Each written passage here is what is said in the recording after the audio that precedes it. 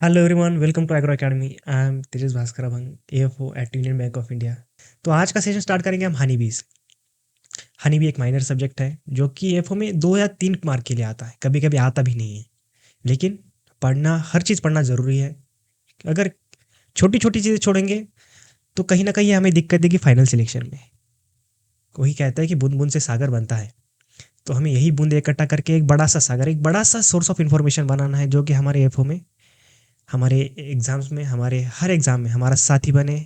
हमें हमारी exams crack करने के लिए हमारा एक बेस बने। तो चलिए शुरू करते हैं हनी बी से।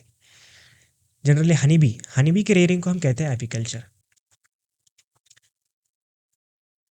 हम कहते हैं हनी बी की एपीकल्चर।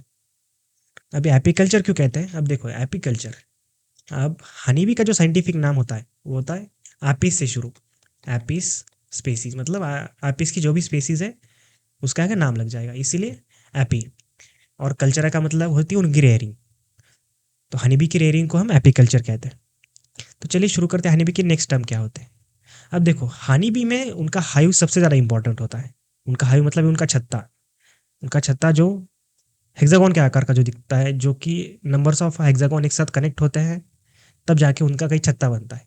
अब उस छत्ते में कौन कौन रहता है, सबसे बड़ी बात है ना। अगर कोई घर बन रहा है तो घर में कौन कौन रहेगा, तो जितना बढ़िया घर रहेगा तो उससे उसी हिसाब से उसमें उतने बढ़िया लोग रहेंगे। तो एक हनी बी के एक बढ़िया से छत्ते में, एक जो कि एक कंप्लीट छत्ता है जिसमें कि सारे के सारे उसकी कास्ट अवेलेबल है। तो कौन कौन सी कास्ट रहती है, यानी कि उस छत्ते में कौन कौन रह रहा है। तो एक हनी बी के हाइव की सबसे बड़ी जिम्मेदारी होती है उसकी क्वीन पर, वो उसकी मदर होती है। तो एक क्वीन, क्वीन सबसे इंपॉर्टेंट कैसे हुआ, तो क्वीन रहेगी ही रहेगी। उसके बाद रहेंगे ड्रोन। अब क्वीन जो होती है वो फीमेल होती है, वो फर्टाइल फीमेल होती है। और ड्रोन जो होते हैं वो मेल होते हैं, जो फर्टाइल मेल होते हैं। अब क्वीन का काम ये होना है कि एग्स ले करना, ड्रोन का काम होता है कि कॉपुलेशन करना। और लास्ट में आते हैं हमारे वर्कर। वर्कर जो होते हैं बाकी की सारा जो काम होता है वो वर्कर ही करते हैं। एक लार्ज फोर्स रहती है जिनको हम वर्कर फोर्स कहते हैं। अब देखो क्वीन, ड्रोन और वर्कर का एक रेशो होता है।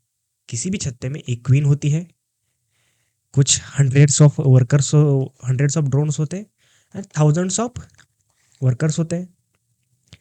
अब ऐसा क्यों होता है, तो चलिए आगे सोच देखते हैं। अब देखो पहले समझते हैं क्वीन बी।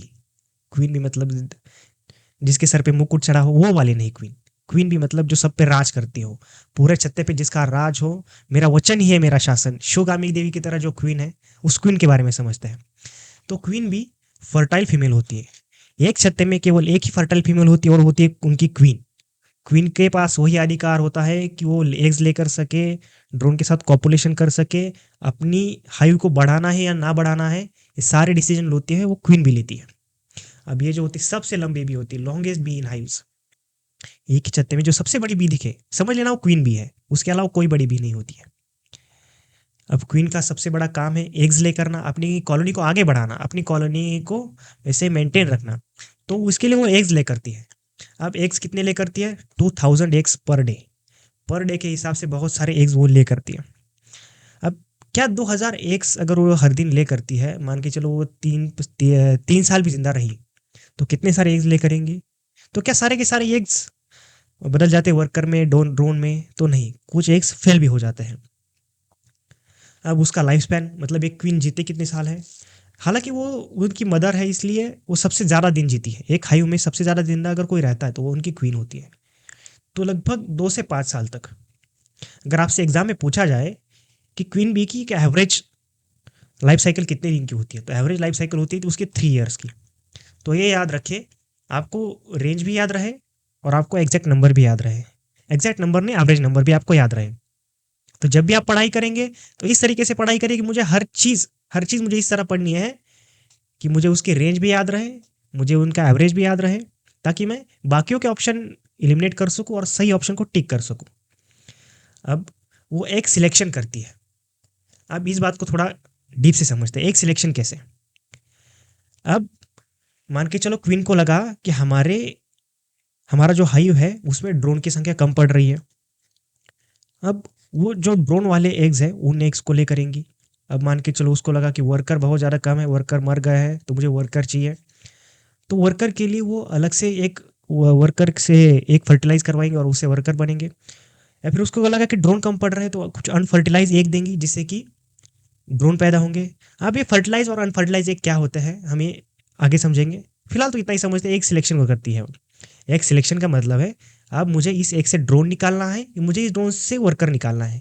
ये डिसाइड काम करने का काम कौन करती है? वह क्वीन भी करती है। अब देखो क्वीन का काम होता है कि पूरे छत्ते को कंट्रोल करना, छत्ते में क्या हो रहा है क्या नहीं ये सब उसकी देखरेख में होता है। अब जैसे कि बिगड़े बच्चे होते हैं उसी तरह बिगड़े वर्कर भी होते हैं। अब उनको समझाए कैसे? टीचर तो मार के समझा देता है, अब क्वीन बी को तो समझाना पड़ेगा कि भाई मैं क्वीन हूँ तुम वर्कर हो, मेरे नीचे हो, तुम्हें मेरे नीचे झुक के रहना पड़ेगा। तो वो कैसे समझाएगी? तो उसके पास होती है एक स्टिंग जो कि सिर्फ बीज को हार्मफुल होती है, ना कि ह्यूमंस को आई रिपीट, जो कि सिर्फ बीज के लिए हार्मफुल होती है ना कि ह्यूमन के लिए। तो बी क्वीन बी जो डंक मारती है वो केवल वर्कर बी या फिर ड्रोन को मार सकती है, ना कि आपको। तो इसके लिए क्वीन बी को छूने से डरना नहीं चाहिए। पता चले आप क्वीन बी की जगह वर्कर को छू गए तो वर्कर आपको डंक ही मारेगी, सूजन ही ला देगी आपको। उसके बाद क्वीन बी जो होती है वो पॉलीएंड्री होती है। आप समझते हैं पॉलीएंड्री क्या होता है? पॉलीएंड्री मतलब ऐसी फीमेल जो कि नंबर ऑफ मेल के साथ संबंध रखती है, नंबर ऑफ मेल के साथ मीटिंग करती है, कॉपुलेशन करती है। इसका एक एग्जाम्पल है हमारे महाभारत में द्रौपदी। द्रौपदी एक थी, पांडव 5 थे।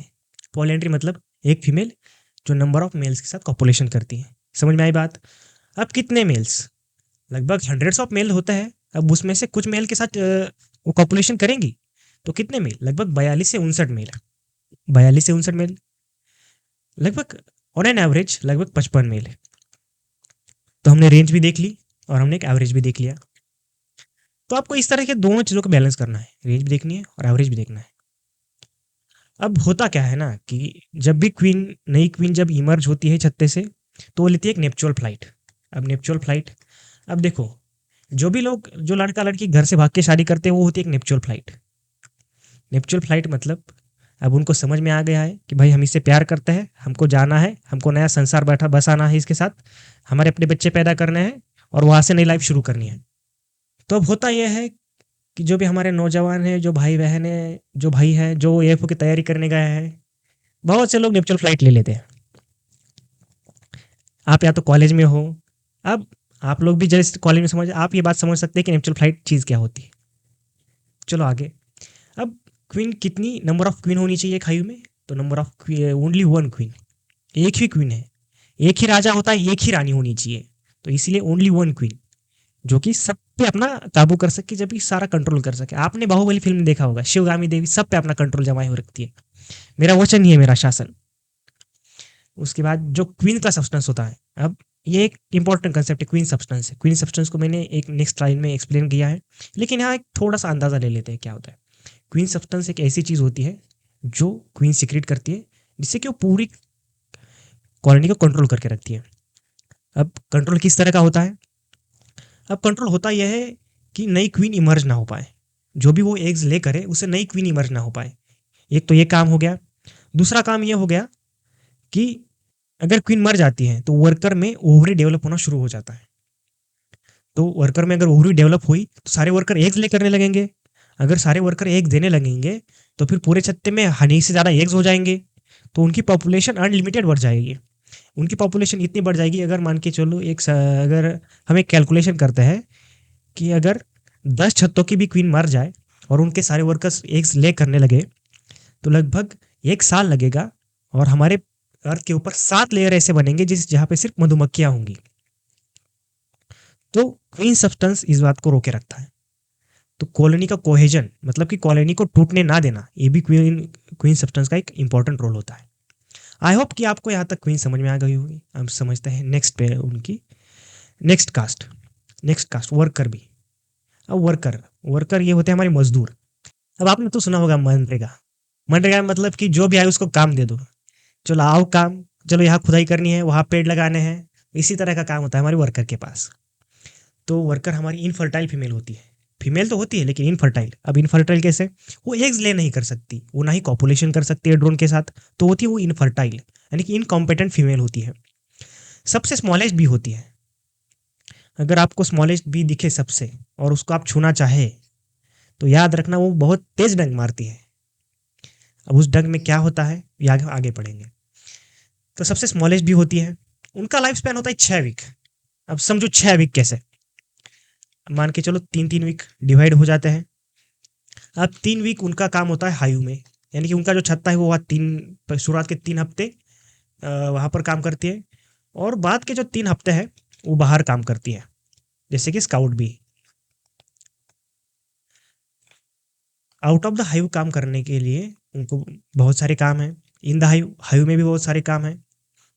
अब हायु में क्या काम करना होता है उनको, एक, अगर उनकी कॉलोनी कहीं शिफ्ट हो रही है तो उनको हायु बनाना सबसे पहले उनका काम ही है कि भाई हायु जाके हमारे लिए एक घर बनाओ, एक छत्ता बनाओ, एक बढ़िया सी जगह ढूंढो वहां पे हमारे लिए एक छत्ता बनाओ।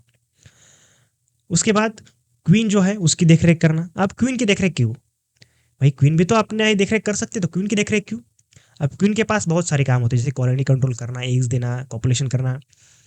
तो कभी कभार ये लोग वर्कर भी उसमें अटेंड करते हैं। वो अटेंड कैसे कर दे, उसके लिए रॉयल जेली प्रोवाइड करना, उसके लिए हनी नेक्टर पोलन जो भी उसकी ज़रूरत है उन सबको प्रोवाइड करना, यानी कि क्वीन को एक तरीके से एक, जिस तरह कहते हैं कि हम रॉयल ट्रीटमेंट, उस तरह के रॉयल ट्रीटमेंट देना ये वर्कर का काम होता है। तो ठीक, वर्कर का काम समझ में आ गया आपको। अब इसके अलावा अब जो क्वीन ने जो एग्स दिए हैं, अब उन एग्स के लिए रॉयल जेली सबसे ज़रूरी होती है।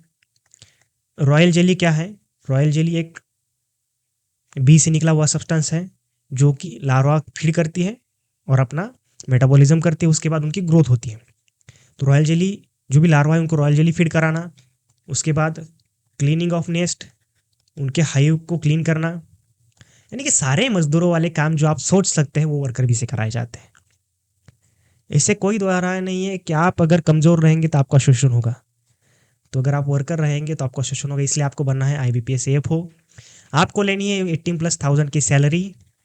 अगर आपको 18+1000 की सैलरी चाहिए तो मेरे साथ जुड़े रहिए। आपको कहीं ना कहीं ना ही AFO, आप कोई ना कोई पोस्ट निकाल ही लेंगे एग्रीकल्चर से, तो कमज़ोर नहीं रहना मेरे भाई। अब वर्कर बी के एब्डोमेन के 7 सेगमेंट में एक स्टिंग होती है, जो कहते हैं कि डंक मारा, तो डंक वही होता है जो उनके 7 सेगमेंट में होता है। अब उस डंक का क्या काम होता है कि भाई जो भी बाहर से आ रहा है, जो भी फॉरेनर आ रहा है, फॉरेन इन द सेंस कि बाहर के देश से नहीं यार, कि जैसे मान लो तुम चले गए, कोई और जानवर वगैरह चला गया, तो उसको डंक मारना, कि अपनी छत्ते की रक्षा करना, ये सबसे पहले उनका कर्तव्य होता है। दूसरा काम कैसे, अब मान के चलो कहीं हानि भी चली गई, पोलन नेक्टर कलेक्ट करने चली गई, तो वहाँ उस पर मतलब मान के चलो आपने वहाँ जाके उसको पकड़ लिया, तो आपको डंक मारना ही मारना है ना। खुद की रक्षा और खुद के हाइव की रक्षा करने के लिए उनके पास एब्डोमेन में एक स्टिंग होती है। अब उस स्टिंग में होता क्या है, फॉर्मिक एसिड होता है उनके। फॉर्मिक एसिड, जो भी आपको जलन होती है डंक मारने के बाद, वो इसी एसिड की वजह से होती है, फॉर्मिक एसिड। फॉर्मिक एसिड एक ऐसी चीज़ है जो आपको अंदर से आपकी सेल्स को सुझा देती है। उसके बाद आपको जो जलन होती है वो भी फॉर्मिक एसिड से। और फॉर्मिक एसिड का एक और इस्तेमाल है जो कि डेड मटेरियल है उसको प्रिजर्व करने के लिए, डेड प्रिजर्वेशन। अब आपने जो भी बॉडी पार्ट देखे होंगे, मान के चलिए किसी आप मेडिकल के कॉलेज में गए होंगे या फिर किसी बायोलॉजी के लैब में गए होंगे, वहाँ पर जो भी स्पेसिमन स्टोर किए जाते हैं वो इसी फॉर्मिक एसिड में किए जाते हैं। फॉर्मिक एसिड में जल्दी चीज़ें खराब नहीं होती है। अब नंबर ऑफ वर्कर कितने होने चाहिए एक हाइव में, एक छत्ते में कितने नंबर ऑफ वर्कर होने चाहिए, 1000। Thousands of number of worker एक छत्ते में होनी चाहिए। अब वर्कर की संख्या पर यह डिपेंड होता है कि वो कॉलोनी वीक है कि स्ट्रांग है। अब आपने बाजीराव मस्तानी फिल्म तो देखी होगी, वो जब वो निजाम शाह के पास जाता है तो कहता है क्या, निजाम शाह जब बाजीराव से कहता है क्या आपको पता है कि 10,000 हमारे 10,000 सिपाही आपके पीछे खड़े हैं। तब बाजीराव उससे कहते हैं क्या आपको पता है कि 20,000 मराठे एक नंगी तलवार लेकर उनके पीछे खड़े हैं, जो हमारे एक इशारे पे आपकी समस्त मुगल सेना को खत्म करने के लिए तैयार है। तो एक वीक और स्ट्रांग कॉलोनी का सबसे बड़ा बेस होता है उनका वर्कर। अगर उनकी वर्कर की नंबर ऑफ वर्कर ज़्यादा रहे तो वो कॉलोनी स्ट्रांग है, नंबर ऑफ वर्कर कम रहे तो कॉलोनी वीक है। ऑफ कोर्स आप ही किसी भी एग्जांपल से समझ सकते हैं, किसी राजा के पास सेना कम है तो वो राजा कमज़ोर है, किसी राजा के पास सेना ज़्यादा है तो वो स्ट्रांग है। जैसे कि नेपोलियन के पास बहुत सी सेना थी तो उसने लगभग पूरी दुनिया जीत ली थी। सिकंदर, अलेक्जेंडर द ग्रेट, जितनी बढ़िया सेना रहेगी, जितना बढ़िया आपका मनोबल रहेगा, जितने बढ़िया से आपके पास वर्कर रहेंगे, जितनी आपके पास मिलिट्री रहेगी, आप उतने ही स्ट्रांग होते जाएंगे। वर्कर पर पूरी कॉलोनी डिपेंडेंट होती है। ये तो हो गई वर्कर के बारे में। वर्कर और कौन से फंक्शन करती है? अब वर्कर के देखो, हमने दो फंक्शन समझ लिए कि हाईवे में क्या काम करना होता है, बाहर क्या काम करना होता है। अब बाहर क्या काम करते हैं वो लोग? अब बाहर से उनको पोलन और नेक्टर कलेक्ट करना होता है। Pollen plus nectar. Pollen nectar, अब देखो दो चीजें समझनी जरूरी होती है। एक होता है नेक्टर और दूसरा होता है पोलन, सॉरी हनी, दूसरा होता है हनी। अब इनमें क्या फर्क है? अब जो रॉ हनी है, मतलब कि जिसको अभी अभी कलेक्ट किया गया है फूलों से, उसको हम कहते हैं नेक्टर। अब नेक्टर में क्या होता है, वाटर की क्वांटिटी जो है वो ज़्यादा रहती है, और हनी में वाटर की जो वाटर कंटेंट रहता है वो लेस रहता है। अब इस जब वर्कर भी अपने माउथ से उसको जब मैच्योर करेंगे, यानी कि नेक्टर को पका देंगी, तब वो जाके बनता है हनी। अब उसमें पोलन की, भाई पोलन की क्या ज़रूरत? अगर आपने कभी भी रियल हनी देखा हो, अगर छत्ते छत्ते से आपने कभी भी हनी निकाला हो, तो उसमें आपको जो छोटे छोटे पार्टिकल दिखाई देते हैं वो होते हैं पोलन। अब सच्चा शहद वही है जिसमें आपको पोलन दिखे, वरना वो तो गुड़ का पानी भी हो सकता है। तो पोलन एक हनी की प्यूरिटी, हनी की शुद्धता मापने का एक बहुत सिंपल, बहुत बढ़िया जरिया है कि किस तरीके से हनी प्योर है या फिर इम्प्योर है, या फिर उसे आर्टिफिशियली बनाया गया है कि वो नेचुरल है। तो ये तो हो गया हनी और नेक्टर की बात। उसके बाद और क्या काम होता है? वर्कर बी का और भी काम होते होंगे। वर्कर, हाँ वर्कर बी की और भी काम है, जैसे कि उनको अगर मान के चल छत्ता कहीं, मतलब आज यहाँ सूखा पड़ गया, तो उनको छत्ता कहीं और ले जाना ही होगा, क्योंकि अगर ड्रॉट में रहेंगे, ड्रॉट के कंडीशन में तो आपको मरना ही मरना है। इससे अच्छा आप छत्ता बदल लें। तो छत्ता बदलने के लिए एक सूटेबल प्लेस जब ढूंढी जाती है, तो सूटेबल प्लेस किसके द्वारा ढूंढी जाती है? इन स्काउट बीज के द्वारा। उनके लिए सूटेबल प्लेस ढूंढना, वहाँ पर छत्ते का ये छत्ता बनाना, छत्ते की साफ सफाई रखना, वहाँ का मेंटेनेंस रखना, उनका उसका टेम्परेचर कंट्रोल करना, ये सारी चीज़ें हमारी वर्कर भी करती है। पूरा छत्ते का अगर एक लाइन छोड़े तो बाकी का सारा काम हमारी वर्कर भी करती है। उसके बाद है ड्रोन। भाई इनका कुछ काम है ही नहीं, जैसे कि निठल्ले बैठे हुए हैं। अब इनको करना यह है, बस उड़ना है और क्वीन बी को फर्टिलाइज करना है।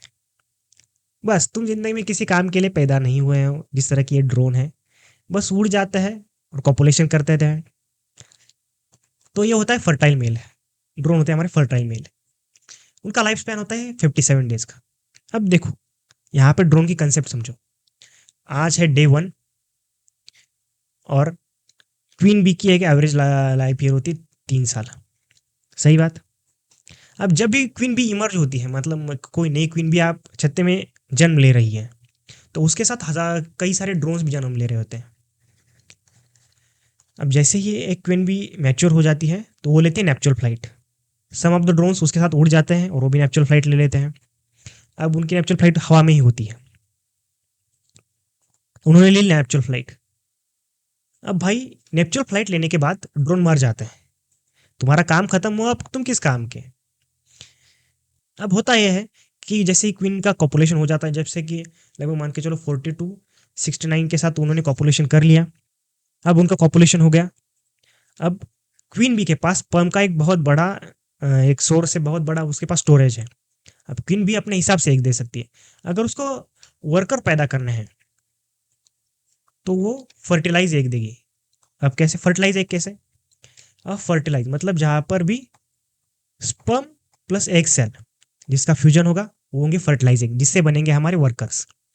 अब मान के चलो क्वीन भी को ये लगता है कि अब कुछ दिनों में मैं मर जाऊंगी, मेरे बाद कोई और क्वीन चाहिए, तो वो कुछ ऐसे एग्स देती है जो कि इनफर्टाइल हो, जैसे कि ड्रोन निकले। अब ड्रोन निकालने की क्या प्रोसीजर होती है वहां पर? अब मान के चलो क्वीन बी को आज ड्रोन के लिए एग्स देने हैं, तो वो देगी अनफर्टिलाइज एग। अब अनफर्टिलाइज एग कैसे होता है कि जो केवल और केवल क्वीन बी के रिप्रोडक्टिव सिस्टम से निकले होते हैं, जिनमें ड्रोन के स्पर्म का कोई भी इंटरेक्शन नहीं होता है, वो होते हैं अनफर्टिलाइज एग, उसे निकलता है ड्रोन। सही बात। ये तो हो गई कि भाई साहब एक कॉपुलेशन की प्रोसेस क्या होती है। अब आते हैं वापस हमारे ड्रोन पे। अब ड्रोन के पास क्या क्या होता है और क्या नहीं होता है? ड्रोन के पास कुछ नहीं होता है भाई साहब, उनके पास एक ही चीज़ है, उनके स्पर्म, उसके अलावा उसके पास कोई चीज़ है ही नहीं। अब उसके पास ना ही वैक्स ग्लैंड है जिससे कि वो वैक्स सिक्रेट कर सके, ना ही मैंडिबुलर ग्लैंड है जहाँ से वो रॉयल जेली सिक्रेट कर सके। एसिड ग्लैंड तो बिल्कुल नहीं जिससे वो डंक मार सके। स्टिंग एपरेटस भाई उसका सवाल ही नहीं, क्योंकि उसका स्टिंग एपरेटस जो है उसके जो कॉपुलेशन ऑर्गन है उसमें कन्वर्ट हो जाता है। तो इसके लिए उसका काम बस कॉपुलेशन करना है। उसके बाद वो 200 से 300, एक क्वीन भी लगभग 200 से लेकर 300 एग्स देती है फॉर द ड्रोन्स। उनका मरना तो तय है कॉपुलेशन के बाद। समझते हो क्यों? क्योंकि उनका कोई काम है ही नहीं। तुम ऐसे घर में रहकर क्या करोगे? इससे अच्छा तुम मर जाओ। तो वो मर जाते हैं। अब कभी कभार होता यह है कि मान के चलो कि क्वीन बी को लगता है कि मैं गर्मी के दिनों में मर जाऊंगी, तो वो ड्रोन्स को पैदा करती है और उनको इवेंचुअली कभी कभार हाई का टेम्परेचर मेंटेन करना होता है। इसके अलावा ड्रोन का वही काम है, कॉपुलेशन। अब समझते हैं कि फर्टिलाइज एग कैसे निकलते हैं, अनफर्टिलाइज एग कैसे निकलते हैं। अब कैसे तय होता है कि कौन से एक से वर्कर निकलेगी, कौन से एक से ड्रोन निकलेगा। अब हमारा जो ड्रोन होता है भाई वो हैप्लॉइड होता है। समझ रहे बात को? हैप्लॉइड, उसके पास केवल 16 क्रोमोसोम नंबर होते हैं। अब हमारी क्वीन जो होती है उसके पास 32 क्रोमोसोम होते हैं। अब मेंडल के लॉ ऑफ सेग्रीगेशन के हिसाब से जब भी रिप्रोडक्शन होता है, जब भी नए अगली स्पेसीज बनती है, तो उसके लिए सेग्रीगेशन होना बहुत ज़रूरी है। तो इसका सेग्रीगेशन होता है 16 में फीमेल क्वीन का सेग्रीगेशन, उनके क्रोमोसोम का सेग्रीगेशन हो जाता है। अब अगर क्वीन को लग रहा है कि मुझे फर्टाइल एग देने हैं, अगर मुझे वर्कर निकालने हैं या फिर मुझे अगली क्वीन निकालनी है, तो कैसे होगा? अब यहाँ से एक स्पर्म आएगा जो कि अपने साथ 16 number of pair of chromosome ले आएगा। उसके बाद फीमेल की साइड से एक 16 नंबर वाला आएगा, एक सेल आएगी जिसमें भी 16 नंबर ऑफ क्रोमोसोम होंगे। अब ये इसको यहाँ फ्यूज़ हो जाएंगे। अब ये फ्यूज़ हो गए, यहाँ हो गया फर्टिलाइजेशन। समझ रहे फर्टिलाइजेशन की प्रोसेस कैसे होती है? अब ये 32 तो बनाने हैं ही हमको, तो 16 यहाँ से आ गए, 16 यहाँ से आ गए, तो बन गए 32। अब देखो हमारी फीमेल जो होती है वो डिप्लॉयड होती है। डिप्लॉयड की स्पेलिंग यह गलत है, यहाँ की सुन। डिप्लॉयड यानी कि उसके पास 2 सेट ऑफ क्रोमोसोम होते हैं, और हमारा होता है जो मेल होता है वो हैप्लॉयड होता है। उसके पास सिंगल पेयर ऑफ क्रोमोसोम होते हैं, उसके केवल नंबर ऑफ क्रोमोसोम्स होते हैं 16। उस डिप्लॉयड एक से एक तो वर्कर निकलेगा या तो क्वीन निकलेगी। अब ये डिसाइड कैसे होगा कि वर्कर निकलेगा या क्वीन निकलेगी? तो देखो ये वो सब कुछ डिपेंड करता है रॉयल जेलीफ के फीडिंग पे। अब जो भी डिप्लॉयड फीमेल विगरसली, मतलब कि बहुत जोरों शोरों से अगर वो रॉयल जेली को फीड कर ले रही है, तो वो बनेगी क्वीन। अगर वो रॉयल जेली को फीड बहुत कम कर रही, बहुत कम, यानी कि वो सिर्फ जीने के लिए खा रही है रॉयल जेली, तो रॉयल जेली होता है उनका बी ब्रेड, यानी कि जो केवल लार्वा खा के जिंदा रहती है। अपनी जो ग्रोथ करती है वो केवल रॉयल जेली पे करती है, ना कि वो हनी खाती है, ना ही वो नेक्टर खाती है, ना ही पोलन खाती है। तो वो केवल जो बी का सब्सटेंस होता है, जो बी का ब्रेड होता है, उसे कहते हैं रॉयल जेली। तो केवल बी रॉयल जेली वो खाता है। अब जो भी विगरसली खाएगी वो तो एब्सोल्युटली क्वीन बनेगी। अब जो नहीं खाएगी, जो या फिर थोड़ी सी मात्रा में खाएगी, वो बनेगी वर्कर। अब वो होगी स्टराइल। तो कहीं ना कहीं रॉयल जेली पर भी ये डिपेंड करता है कि कौन सी लार्वा क्वीन बनेगी या फिर कौन सी लार्वा वर्कर बनेगी। यहाँ तक बात क्लियर है? आई होप आप सबको यहाँ तक बात क्लियर होगी। अब जो क्वीन होती है, जो क्वीन बनने वाली है, वो अपना रॉयल जेली का फीडिंग कंटिन्यू रखती है। जैसे कि वो लार्वा की उसकी स्टेज हो गई प्यूपा, उसके बाद हो गए अडल्ट, तभी वो अपना रॉयल जेली का फीडिंग कंटिन्यू रखती है। लेकिन हमारे जो वर्कर हो गए, जैसे ही लार्वा स्टेज उनकी खत्म हो गई, जैसे खत्म होने वाली होती है, यानी कि लार्वा स्टेज में ही वो रॉयल जेली फीडिंग करना बंद कर देते हैं और वहां से हनी खाना स्टार्ट कर देते हैं। तो रॉयल जेली खाना कितना ज़रूरी है एक क्वीन के लिए, आप ये समझ सकते हैं। उसके बाद बी की स्पेसीज समझते हैं। बी की कौन सी स्पेसीज है और उसमें से क्या क्या क्वेश्चन बन सकते हैं। अब देखो बी की सबसे पहली स्पेसीज है रॉक बी। रॉक बी इसका मतलब ये नहीं कि वो पत्थर की बनी हुई है, नहीं नहीं, या फिर उसका दिल पत्थर का है, नहीं, ये भी नहीं है। तो रॉक बी उसे क्यों कहते हैं? क्योंकि वो सबसे बड़ी हनी बी होती है, दिखने में भी सबसे फेरोशियस होती है, इसलिए उसको रॉक हनी भी कहते हैं। ऊंचे ऊंचे माउंटेन में रहती है, जो पथरीले माउंटेन होती है उसमें रहती है, इसलिए उसको रॉक भी कहा जाता है। अब रॉक बी का साइंटिफिक नेम होता है अपिस डोरसेटा। ये आपको याद ही रखना है किस बी का साइंटिफिक नेम क्या है। अब रॉक बी का आपिस डोरसेटा, अब मैं इसको कैसे याद रखता था, अब देखो यहाँ पे आर ओ है, अब इसको उल्टा कर दे दिया, ओ आर, समझ रहे हो, डोरसेटा, रॉक डोरसेटा। तो मैं इस तरीके से याद रखता था। आपके पास अगर कोई और ट्रिक है तो आप उससे बना लीजिए। अब रॉक बी की क्या क्या विशेषताएं हैं। अब रॉक बी एक ही सिंगल कोम बनाती है, मतलब मान के चलो एक बहुत ऊंचा पहाड़ है, इस पर एक पेड़ है, एक पेड़ की टहनी है, उस पर एक सिंगल कोम बनाएंगे अपना इस तरह का, एक बहुत बड़ा वाला कोम बनाएंगे जो लगभग 6 फीट लंबा होगा, इतना बड़ा लंबा होगा। जैसे कि मेरी हाइट है, या फिर जो भी एक एवरेज मेल होता है जिसकी हाइट 6 फीट होती है, उसके हाइट के हिसाब से वो एक उसके हाइट की जितनी वो अपनी एक कोम कंस्ट्रक्ट करेगी। उसके बाद 3 फीट डीप, समझ रहे हो, 3 फीट डीप मतलब कि उसकी जो मोटाई है, जो चौड़ाई है, वो 3 फीट होगी। इतना बड़ा छत्ता होता है एक रॉक बी का, उसकी दहशत होती है। तो इतना बड़ा उसका छत्ता ही हो गया। अब कह सकते हैं कि वो एक तरीके से आप पूरे हनी बी के जो स्पेसीज है उसमें एक महल तैयार करने की क्षमता केवल रॉक बी के पास है। वो अपना जो वैक्स है उससे एक बड़ा वाला महल तैयार कर लेती है। उसके बाद ये हमेशा अपनी प्लेस बदलते रहते हैं, क्योंकि इनका नंबर ऑफ वर्कर इन बहुत ज़्यादा होता है। इतना बड़ा कोम आप समझ रहे हैं, 6 फीट लंबा 3 फीट डीप का एक कोम है, तो उसमें नंबर ऑफ वर्कर कितने ज़्यादा होंगे। तो ये हमेशा जगह बदलते रहते हैं, क्योंकि क्योंकि बात यह है कि अगर इतने सारे वर्कर है इतने सारे वर्कर है, ड्रोन से उसमें उसमें क्वीन भी है, तो उनके लिए फूड बहुत इंपॉर्टेंट है, उनके लिए पोलन इंपॉर्टेंट है, उनके लिए नेक्टर इंपॉर्टेंट है। अब नंबर ऑफ वर्कर ज़्यादा होने की, पॉपुलेशन ज़्यादा होने की वजह से जो भी सोर्सेस है, जो कि आजू बाजू के एरिया में जो भी सोर्सेस हैं, वो तुरंत एग्जॉस्ट हो जाते हैं, तुरंत खत्म हो जाते हैं। तो इनको इसी वजह से अपने प्लेसेस शिफ्ट करना पड़ता है। अब प्लेसेस शिफ्ट को हम ऑब्सकॉन्डिंग कहते हैं। जब पूरी कॉलोनी किसी जगह को छोड़ के जाती है तो उसे हम कहते हैं ऑब्सकॉन्डिंग। ऑब्सकॉन्डिंग की कंसेप्ट हम बाद में डिटेल से समझेंगे। अब ये फेरोशियस नेचर होती है। फेरोशियस मतलब कि आपने उनको जरा सा भी छेड़ा, आप गए काम से, वो आपको इतना जोर से काटेंगी कि आप मर जाते हैं। रॉक बी का डंक आपको मरने में मजबूर कर सकता है। लगभग आप अगर आप कहीं भी ये हरकत कर रहे हैं कि आपने रॉक बी के छत्ते पे पत्थर मारा, तो भैया उस आदमी को इतने जोर से डंक मारे जाते हैं रॉक बी के द्वारा कि लगभग उसकी हालत मरने जैसी हो जाती है। तो इनका फेरोशियस नेचर की वजह से हम इनको रेयर नहीं कर सकते, उनको पाल नहीं सकते, उनका हम कल्चर नहीं तैयार कर सकते। तो ये डिफिकल्ट टू रेयर होती है। क्यों? क्योंकि उनका नेचर ऐसा होता है।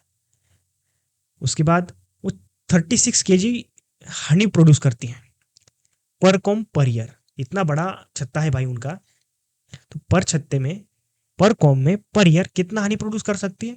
36 kg, 36 kg। तो ये सबसे हाईएस्ट होता है सारे 20 स्पेसीज में। सबसे हाईएस्ट हनी अगर कोई प्रोड्यूस कर सकता है तो वो रॉक भी है। अब इसके नीचे तुरंत होती है एपिस मेलिफेरा, जो कि हमारी इटालियन भी है। वो 35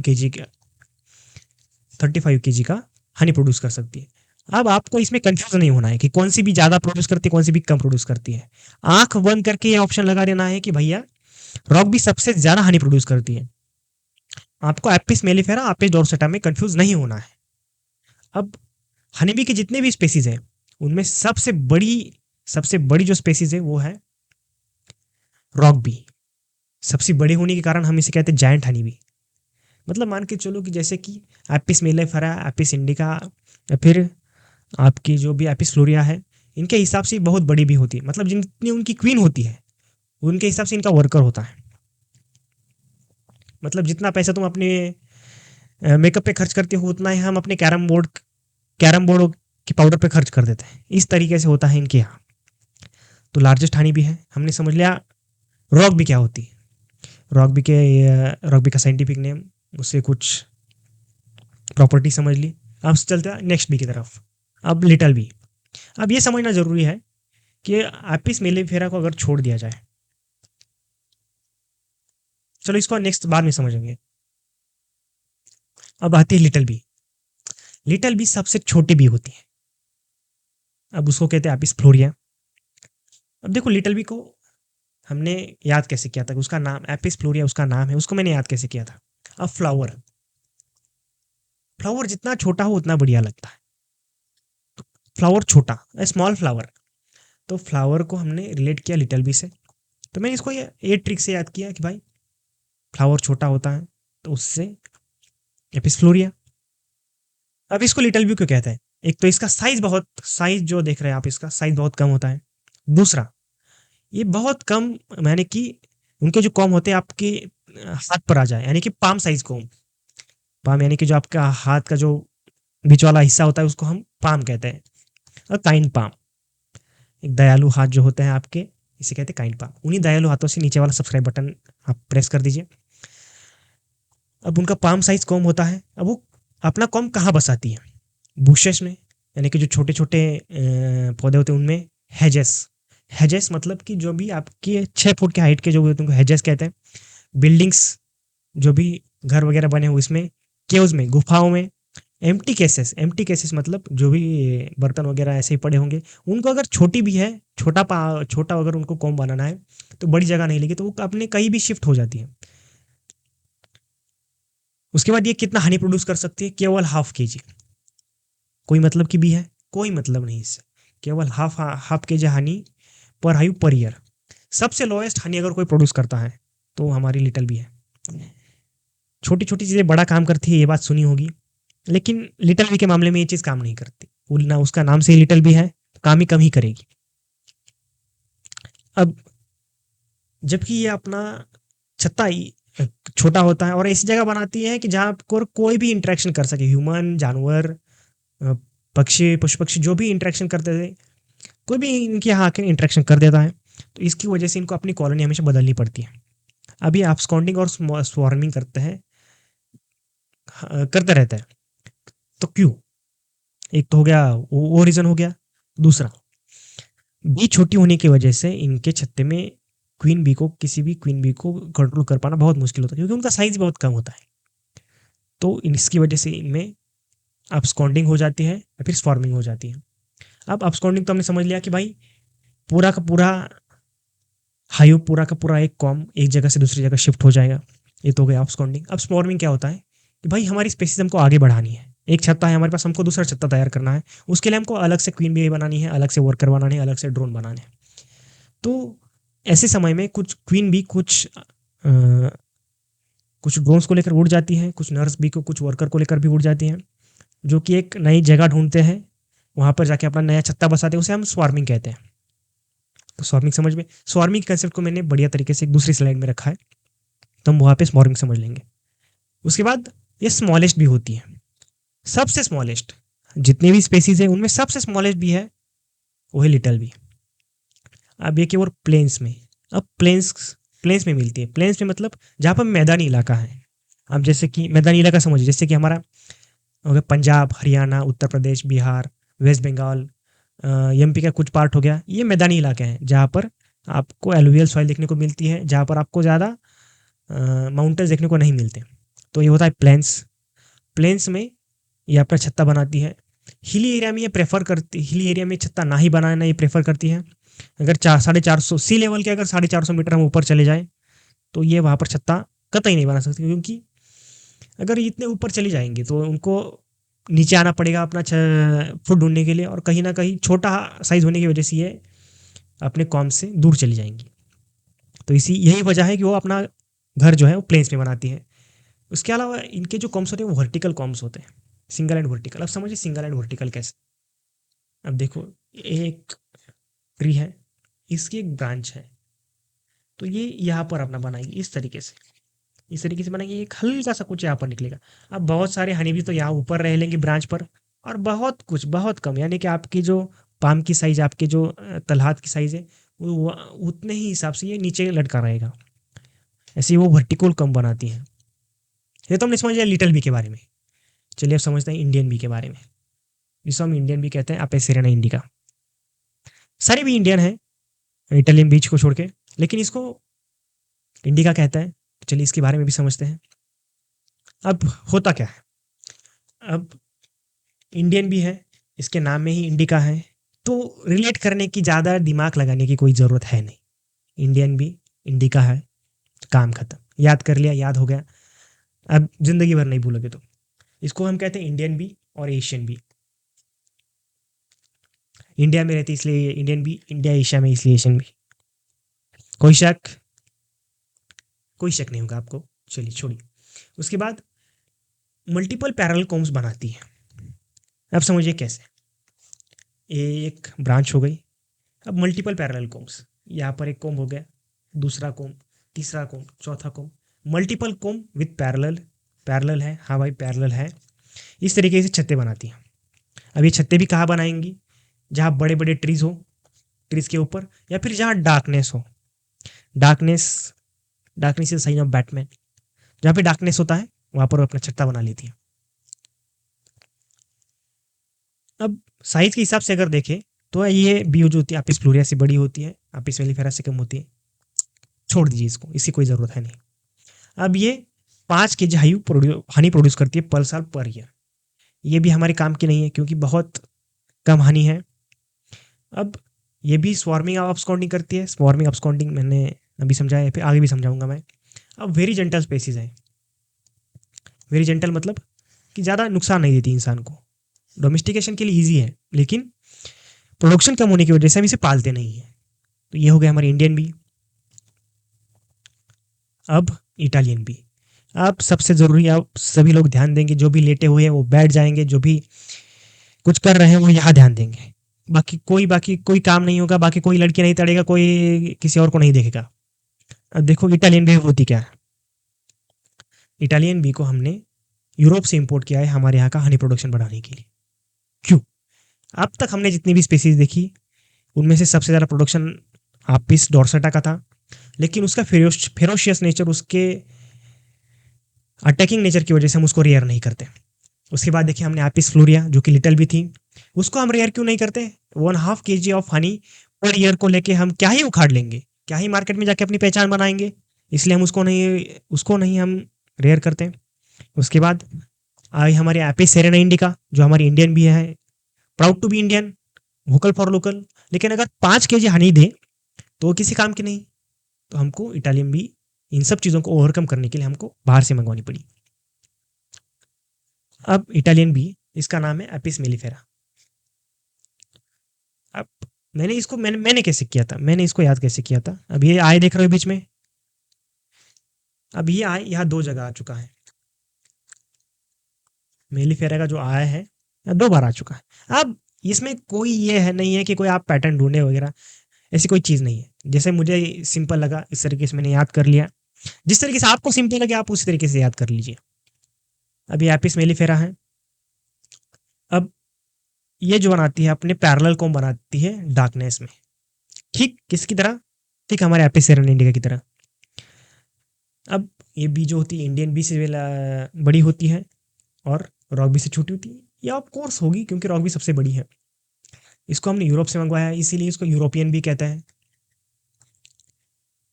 यूरोपियन बी, सही बात। इसे कमर्शियल बी भी कहा जाता है क्योंकि इसे कमर्शियली रेयर किया जाता है। बड़े बड़े एपेरे में आप जाके देखेंगे तो कमर्शियल बी भी कहते हैं इसे। अब इसका प्रोडक्शन देखते हैं।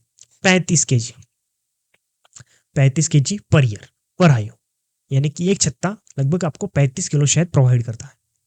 तो ये हमारे फायदे की बात है। हाँ ज़रूर हमारे फायदे की बात है। उसके बाद वो ज़्यादा स्वार्मिंग और अपस्कॉन्डिंग नहीं करते हैं, यानी कि अपना छत्ता छोड़ना पसंद नहीं करते हैं। तो ये हमारे लिए भी एक बेनिफिशियल बात है कि भाई अगर छत्ता छोड़ के ही चली जाए तो कैसे काम होगा। अगर हमको काम करवाना है, उनसे शहद मिल लेना है, तो उनको एक जगह पर रुकना ज़रूरी है। तो वो less prone to swarming and absconding, इसके लिए हमारे लिए भी वो है। उसके बाद कमर्शियली रेयर, एक ही स्पीसीज जिसको हम कमर्शियली रेयर करते हैं उसका नाम है mellifera, office mellifera India Italian B. लेकिन इसकी एक क्या कह सकते हैं डिसएडवांटेज है या फिर इसका एक फेल्योर है कि वो डिसीजेस के लिए मोर प्रोन है, यानी कि उसको डिसीजेस बहुत बार अटैक कर लेते। तो इसके साथ ट्रेजेडी ये थी कि ये अपने साथ नोसेमा डिसीज को लाई थी जो कि बीज में डिसेंट्री लाता है। ऑफकोर्स ये एक गलत बात है। तो इटालियन बी की सारी खूबियाँ हैं, लेकिन डिसीज को प्रोन होने की वजह से कहीं ना कहीं हमको थोड़ा सा ड्रॉबैक हो जाता है हनी हनी बी की जो रेयरिंग है उसमें। तो हमने समझ लिया इटालियन बी, रॉक बी, सारे बी की स्पीसीज समझ ली। अब इसको एक ही बार में समझते हैं कैसे। अब सबसे बड़ी बी जो होती है वो होती है आपकी एपिस डोर्सेटा। अब हनी के मामले में, हनी सबसे ज़्यादा किसका है? हनी सबसे ज़्यादा है रॉक बी का। उसके बाद किसका है? उसके बाद इटालियन बी का है। उसके बाद उसके बाद है आपकी जो आई थिंक मेरे ख्याल से ये इंडियन बी का है। उसके बाद सबसे छोटी भी हमारी कि जो लिटल बी है, एपिस फ्लोरिया, उसका है। अब साइज़ की बात कर ली जाए, साइज़ और नो डाउट रॉक भी सबसे बड़ी है। उसके बाद इटालियन बी, उसके बाद हमारी इंडियन बी, उसके बाद हमारी आती है लिटिल बी, सबसे छोटी, सबसे प्यारी। उसके बाद अब आते हैं कि भाई छत्ते किसके बड़े होते हैं? कम साइज, ठीक यही रॉक बी, उसके बाद इटालियन बी, उसके बाद इंडियन बी, उसके बाद हमारी लिटिल बी। अब बात करते हैं कि भाई छत्ता छोड़ के कौन जाता है? सबसे ज़्यादा छत्ता छोड़ के कौन जाता है? यानी कि स्वार्मिंग और एब्सकॉन्डिंग के लिए, स्वार्मिंग एंड एब्सकॉन्डिंग के लिए सबसे ससेप्टिबल कौन है? तो देखो सबसे ससेप्टिबल है, सबसे ज़्यादा है लिटिल बी। उसके बाद हमारी रॉक बी, उसके बाद आती है हमारी इंडियन बी, उसके बाद आती है हमारी एपिस मेलिफेरा यानी कि इटालियन। वो छोड़ के जाना ही नहीं चाहती, तो सही बात है हमारे लिए। आप कमर्शियली रेयर करने के लिए, कमर्शियली रेयर कौन सी स्पेसीज है? नो डाउट कमर्शियल के लिए हम चूज करते हैं एपिस मेलिफेरा यानी कि इटालियन बी। यहाँ तक समझ में आ गया? मुझे लगता है यहाँ तक कोई डाउट नहीं होना चाहिए। तो चलिए, अब यहाँ तक आईबीपीएस एफओ ने कौन कौन से क्वेश्चन पूछे, चलिए शुरुआत से शुरू करते हैं। तो अब तक यहाँ पर वर्कर के ऊपर एक सवाल पूछा गया है कि ऐसी कौन सी बी है जिसमें स्टिंग एपरेटस होता है? स्टिंग एपरेटस होता है और वो एक फीमेल होती है। ठीक, अब आईबीपीएस एएफओ 2022 में जब ये सवाल पूछा गया तो उसमें स्टिंग एपरेटस भी था, फीमेल भी था, और इसको बहुत कॉम्प्लिकेट करके पूछा गया था। सेंटेंस बहुत बड़ा था और इसका दो आंसर था वर्कर भी। तो ये लगभग ये आपका आया था एएफओ 2022 में। अब दूसरी बात, एपिस में कमर्शियली स्पेसीज रेयर कौन सी की जाती है? अब कमर्शियली रेयर्ड स्पेसीज पूछा गया था, तो कौन सी है? एपिस मेलिफेरा है। अब इसके अलावा भी कौन कौन से क्वेश्चन आए हैं? अब इसके अलावा एक क्वेश्चन आया था डिसीज के ऊपर, जो कि उनका नोसेमा डिसीज था, उसके ऊपर आया था। डिसीजेस के लिए हम अलग से एक लेक्चर लेंगे, डिसीज आपको उसमें पढ़ाए जाएंगे। चलिए आगे बढ़ते हैं। अब ये एक हनीबी की लाइफ स्टेजेस है। अब लाइफ स्टेजेस होती कैसे हैं? अब मान के चलिए क्वीन बी ने कॉपुलेशन कर दिया, अपनी नेचुरल फ्लाइट ले ली, उड़ के आ गई, एक 49 से 60 ड्रोन के साथ उड़ के आ गई। अब उसके बाद क्या होगा? क्वीन बी है वो, उनका काम है एग्स ले करना, तो भाई उसने एग्स ले कर दिए, उसने एग्स ले कर दिए। अब एक से उनसे निकलेगी लार्वा। अब आप मुझे कमेंट में ये बताएंगे कि हनी बी के लार्वा को क्या कहते हैं? हनी बी की जो लार्वा होती है उसे क्या कहते हैं? उसकी लार्वा आ गई। अब लार्वा का ये हो गया डेवलपमेंट, लार्वा से बना प्यूपा, ये रहा आपका प्यूपा का लास्ट स्टेज, प्यूपा से बना आपका एक एडल्ट। सही बात। अब ये स्टेजेस होती किस तरह है? अब हमने 3 कास्ट देखी थी। पहली कास्ट थी क्वीन, जो कि मदर ऑफ कॉलोनी होती है। दूसरी हमने देखी थी ड्रोन, जो कि फादर ऑफ कॉलोनी होती है। और तीसरा हमने देखा था वर्कर, जो कि मजदूर ऑफ कॉलोनी होता है। तो अब इनमें डिफरेंस क्या है? अब देखो, ये पूरा स्टेज कंप्लीट होने के लिए किस कास्ट को कितने दिन लगते हैं? अब हमारी क्वीन बी जो होती है, सबसे खास, सबसे अजीज, सबसे बढ़िया, अब उसको कितने दिन लगते हैं कि भाई वो एक एग से लेकर उसका पूरा डेवलपमेंट हो ताकि वो अडल्ट बन जाए? तो वो लेती है लगभग 15 से 18 दिन। 15 से 18 दिन फ्रॉम कब से? जब से एग्स ले किया गया है, तब से वो 15 से 18 दिन लेती है एक एग से अडल्ट बनने तक। अब हमारा जो ड्रोन है यानी कि जो फर्टाइल मेल है, जो फादर ऑफ कॉलोनी है, वो कितना लेता है? तो वो लेता है लगभग 23 से 24 दिन, 23 से 24 दिन फ्रॉम एग लेइंग। अब वर्कर जो है, जो मजदूर होते हैं हमारे, वो कितने लेते हैं? वो लेते हैं लगभग 18 से 20 दिन, 18 से 20 दिन लेते हैं। अब इसको डिवाइस करते हैं, ऐसा याद करना आपको बोले बहुत मुश्किल होगा। अब मुझे ये बताइए कि सबसे ज़्यादा दिन कौन लेता है? Drone, of course drone. तो आपसे सवाल में पूछा जाए कि भैया एक हनीबी की कास्ट में सबसे ज़्यादा दिन कौन लेता है फ्रॉम एग्स टू अडल्ट के लिए, तो आपका आंसर आना चाहिए ड्रोन। ये सवाल मैं अपने टेस्ट सीरीज में ज़रूर डालूंगा। अब आपको ये दिन याद रखने ही रखने हैं। उसके बाद सबसे कम दिन कौन लेता है? तो वो लेती है हमारी क्वीन। सही बात। वो कितनी दिन लेती है? 15 से 18 दिन, यानी कि 3 हफ्ते, 6 × 18, 3 हफ्ते, 3 वीक्स। हमारे ड्रोन लेते हैं 4 वीक, और लगभग 3 साढ़े 3 वीक्स जो है हमारी वर्कर भी लेती है। यानी कि हम कहीं ना कहीं देख सकते हैं कि वर्कर भी हमारा एवरेज लेती है। तो लगभग 18 से 20 दिन हमारी वर्कर ले लेती है।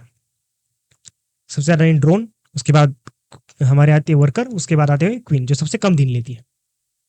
अब क्वीन का भैया एग्स देके यहाँ पे काम हो गया खत्म। क्वीन तो क्वीन है, मैं केवल एग्स दूंगी, बाकी का काम जो है तुम संभालो, यानी कि वर्कर संभालेंगे। अब वर्कर जैसे एग्स दिया, अब एग्स की हैचिंग होती है, उससे निकली एक लार्वा, एक छोटी सी नन्ही सी प्यारी सी एक सफ़ेद सी लार्वा निकली उसमें से। अब भैया उस लार्वा की अपनी कुछ ज़रूरत है, खाना, उसके बाद उसका जो है प्रॉपर मेंटेनेंस, प्रॉपर केयर, उसकी क्लीनिंग वगैरह, तो ये कौन करता है? तो ये ऊपर जो बैठा है ना भाई, ये नर्स भी। इसको कहाँ ही नर्स गया है कि तुम जाओ उनको बच्चों को संभालो, जाओ देखो उनको, उनको खाना खिलाओ, उनको साफ सफाई करो, देखो उनकी। तो ये नर्स भी वहाँ जाके साफ सफाई करेंगे। अब लार्वा की जो सबसे प्राइम ज़रूरत है, जो सबसे प्राइम इंपॉर्टेंस दिया जाता है, वो दिया जाता है रॉयल जेली को। क्यों? क्योंकि रॉयल जेली क्या डिसाइड करती है, या आप क्वीन बनेंगी, आप ज़िंदगी में सक्सेसफुल होंगे, या फिर आप ज़िंदगी में एक इनसक्सेसफुल या फिर एक फेल्योर बनेंगे, ये आपकी रॉयल जेली पर डिपेंड करता है। तो रॉयल जेली खिलाना, सबसे पहला रॉयल जेली प्रोड्यूस करना, उसको खिलाना, ये हमारी नर्स बी का काम होता है। उसके बाद हमारी लार्वा अब थोड़ी सी बड़ी हो गई, अपना प्रॉपर शेप ले लिया। अब आप लोग तो कमेंट में गेस करने वाले हैं नहीं, तो मैं ही बता देता हूँ कि इसकी लार्वा को क्या कहते हैं। अब क्वीन की जो लार्वा होती है उसको हम मैगट कहते हैं। क्वीन की नहीं, पूरी जो हनी बी की जो लार्वा होती है उसको मैगट कहते हैं। अब इसके बाद आते ही लगभग ये प्यूपा स्टेज, जहाँ पर इसके विंग्स डेवलप नहीं होते हैं। तो प्यूपा स्टेज में भी क्या, प्यूपा स्टेज उसकी रेस्टिंग स्टेज होती है, इसलिए प्यूपा स्टेज में उसको ना ही खाना दिया जाता है, ना ही कुछ दिया जाता है। उसके बाद फाइनल प्यूपा स्टेज, जहाँ पर उसके बाकी के अंग आने शुरू हो जाते हैं, बाकी के जो बॉडी पार्ट्स आने वो शुरू हो जाते हैं। और लास्ट में जब विंग्स आते हैं, तो अपना विंग्स, पंख फैलाए निकल दिए नीले नीले अंबर के नीचे, पंख फैलाए हम चल दिए। तो इसी तरह ये अडल्ट इमर्ज हो जाता है। ये रही अब तक की प्रोसेस। तो चलिए शुरू करते हैं स्वार्मिंग से।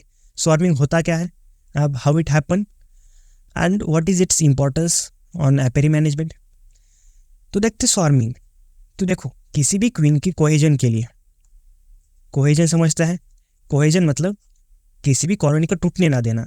अगर कोई भी कॉलोनी दो हिस्सों में हो जाती है तो इसे कॉलोनी का कोहेजन ब्रेक हो जाता है, यानी कि कॉलोनी का जो बॉन्ड है वो वीक हो जाता है। उससे कुछ वर्कर्स, कुछ ड्रोन्स या फिर नई क्वीन वो बाहर चले जाते हैं, इससे कॉलोनी का कोहेजन ब्रेक हो जाता है।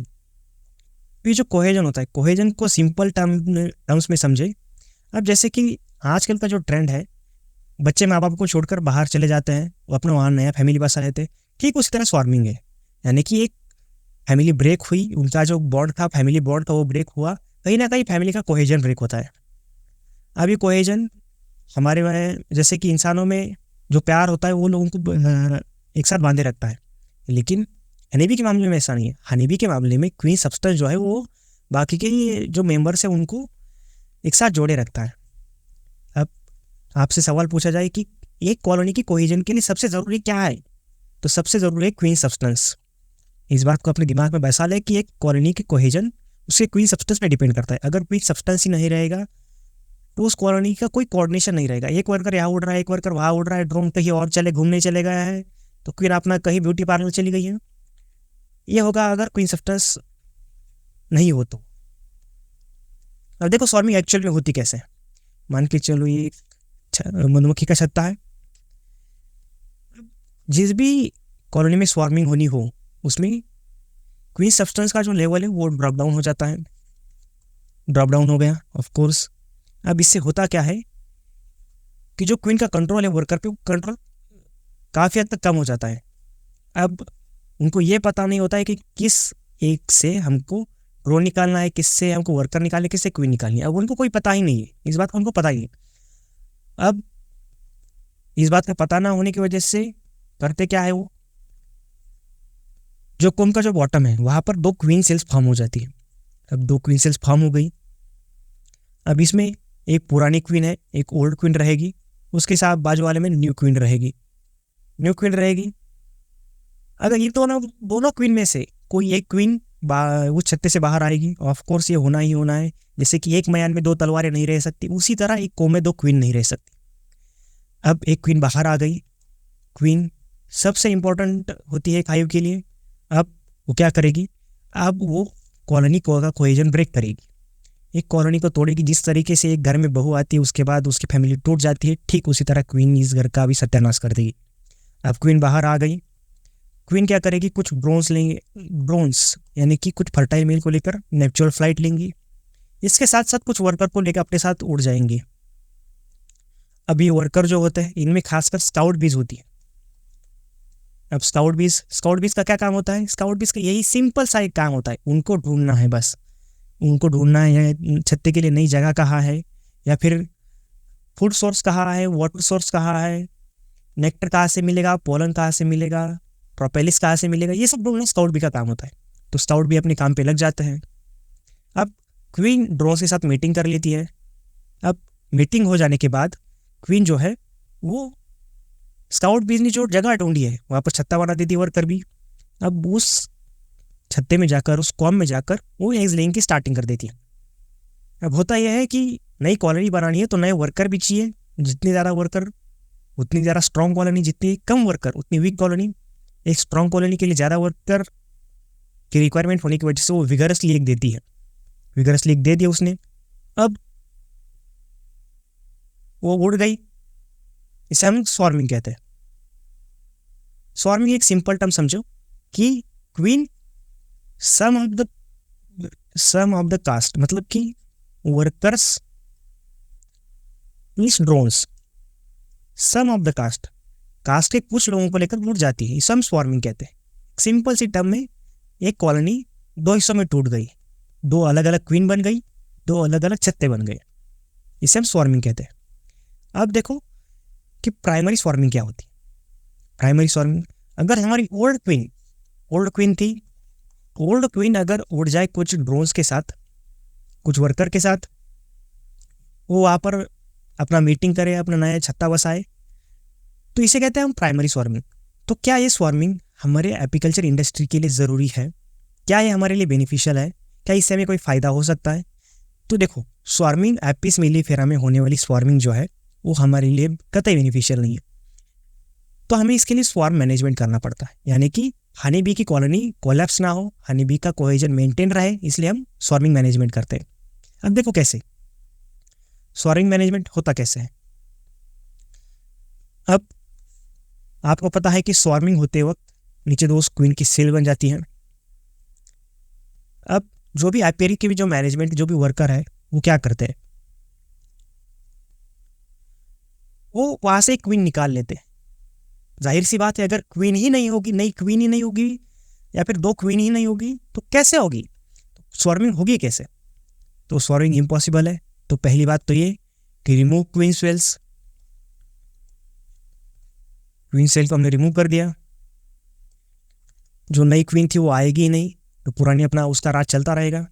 और मान के चलो पुरानी क्वीन बहुत बूढ़ी हो चुकी है, तो इससे ऐसे वक्त में क्या, ऐसे वक्त में स्वार्मिंग होना तो होना ही होना है स्वार्मिंग। तो ऐसे वक्त में हम क्वीन को रिप्लेस कर देते हैं। अब क्वीन का रिप्लेसमेंट कैसे होता है ये हम न्यूज़पेपर मेथड पढ़ेंगे नेक्स्ट स्लाइड में। तो हमको एक क्वीन रिप्लेस कर दी या फिर क्वीन को रिमूव कर दिया, हमारे पास दो ही ऑप्शन होते हैं।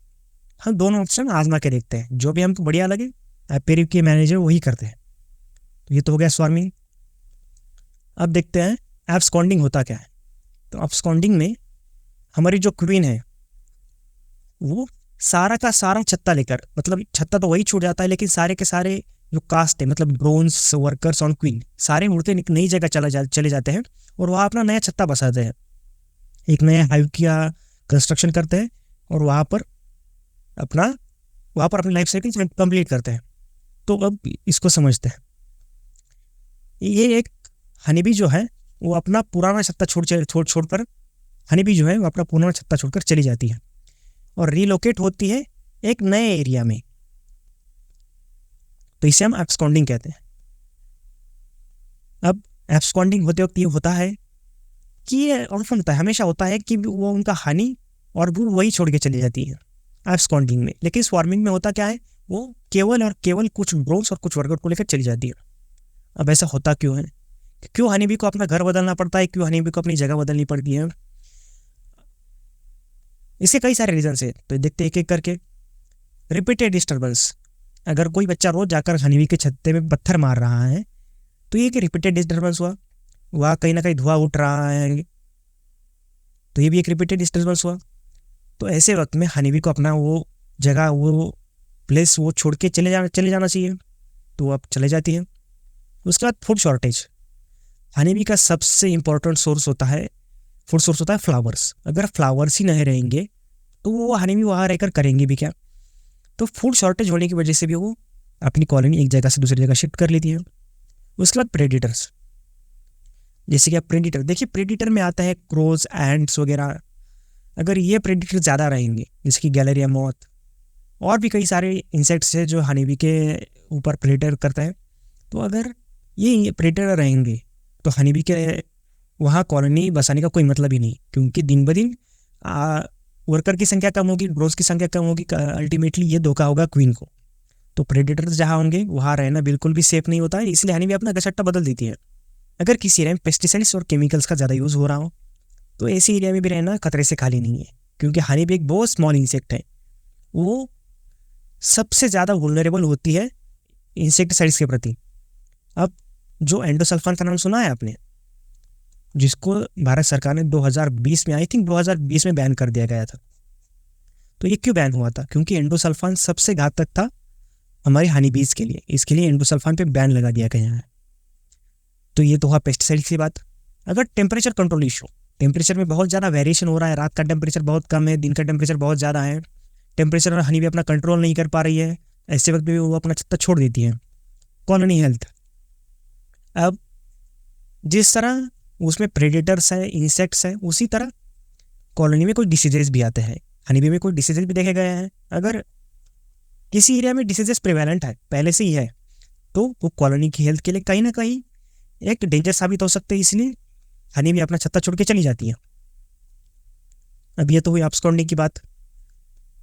चलिए अब समझते हैं स्वार्मिंग और एब्सकॉन्डिंग में फ़र्क क्या होता है। ये तो हुआ हमारा स्वार्मिंग। अब एब्सकॉन्डिंग, चलिए एक एक करके डिफरेंस देखते हैं। तो सबसे पहले स्वार्मिंग में सम ऑफ द कास्ट, मतलब कि कास्ट के कुछ ही लोग, जैसे कि सम वर्कर हो गए प्लस सम ड्रोन हो गए, और एक ही क्वीन होती है। तो एक क्वीन ये उड़ जाते हैं, एक जगह से दूसरी जगह अपना नया छत्ता शिफ्ट कर लेते हैं, वो अपना डिस्बर्समेंट बढ़ाते हैं। उनको अगर अर्थ पे जिंदा रहना है तो अपनी स्पीसीज के पॉपुलेशन को बढ़ाना ज़रूरी होता है, तो ये अपनी पॉपुलेशन को बढ़ाने का एक जरिया होता है स्वार्मिंग। अब एब्सकॉन्डिंग क्या होता है, किसी रीज़न की वजह से उनको अपना पुराना छत्ता छोड़कर नई जगह जाना पड़ रहा हो, फूड शॉर्टेज हो गया, केमिकल पेस्टिसाइड इशू हो गए, इसकी वजह से कंप्लीट कॉलोनी शिफ्टिंग, इसमें कंप्लीट कॉलोनी शिफ्टिंग होती है। तो ये तो हो रही है हमारे एब्सकॉन्डिंग की बात। अब ये होता क्यों है, ये ओवर पॉपुलेशन की वजह से होता है। एक किसी में पॉपुलेशन ज़्यादा हो गई तो ये होता है। इसके अलावा क्वीन का अगर क्वीन सब्सटेंस फॉल हो जाए, क्वीन सब्सटेंस का जो लेवल है वो ड्रॉप डाउन हो जाए, तब हमारी स्वार्मिंग हैपन होती है। अब एब्सकॉन्डिंग क्यों हैपन होती है, एक तो डिस्ट्रेस कंडीशन आती है, उनको फूड नहीं मिल रहा है, कुछ अलग फैक्टर, कुछ प्रेडेटर है, कुछ डिसीजेस हैं, जिसकी वजह से डिस्ट्रेस में आ रहा है, अपनी कॉलोनी बदल दे रहे हैं। ये तो एब्सकॉन्डिंग की बात। अब तीसरा, अब स्वार्मिंग में इनकी ग्रोथ होती है, स्पेसीज की ग्रोथ होती है, यानी कि स्पेसीज पॉपुलेशन, एक स्पेसीज की पॉपुलेशन बढ़ती है। अब इसमें एब्सकॉन्डिंग में ऐसा कुछ नहीं होता है, स्पेसीज की पॉपुलेशन नहीं बढ़ती है, लेकिन अपनी स्पेसीज की जो पॉपुलेशन है, जो बची कुछ पॉपुलेशन है, उनको प्रोटेक्ट करने के लिए हमको या फिर हनीबी को एब्सकॉन्ड करना पड़ता है for the purpose of protection. ये तो हुई हमारे स्वार्मिंग और एब्सकॉन्डिंग के बीच में क्या डिफरेंस होता है। जब आप ये बेसिक डिफरेंस समझ आए तो आप बहुत आसानी से आंसर मार्क कर सकते हैं। अब इसके अलावा आता है सुपर शेड्यूल। ये जो छोटी छोटी टर्म्स है ना, ये समझना बहुत ज़्यादा ज़रूरी है। जिस दिन आपके कंसेप्ट पे आपकी पकड़ आ गई, उस दिन आपको एएफओ क्रैक करने से, एएफओ क्लियर करने से कोई नहीं रोक सकता। एक होता है कि आप उस एप्टीट्यूड लेवल को छू ले जहाँ पर आपके सारे के सारे कंसेप्ट क्लियर है, सारे नहीं, इन द सेंस कि मान के चलो 5 ऑप्शंस आते हैं, आपके 4 ऑप्शंस कॉन्सेप्ट क्लियर है, तो भी आपका सिलेक्शन हो जाना है। तो यही छोटे छोटे कंसेप्ट जो हैं वो आपको सिलेक्शन दिलाएंगे। तो बात करते हैं सुपर शेड्यूल की। सुपर शेड्यूल होता क्या है? सुपर शेड्यूल को सिंपल लैंग्वेज में समझते हैं कि भाई ओल्ड क्वीन को रिप्लेस किया जाता है न्यू क्वीन से।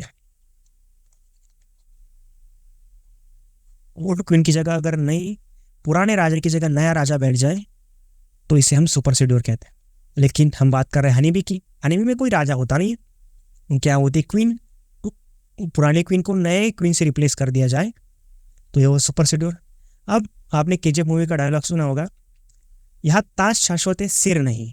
तो यहाँ पर ताज तो शाश्वत है, क्वीन का ताज तो शाश्वत है, लेकिन सर नहीं, हर बार क्वीन बदलनी पड़ती है। तो इसे वो कहते हैं हम सुपर शेड्यूल।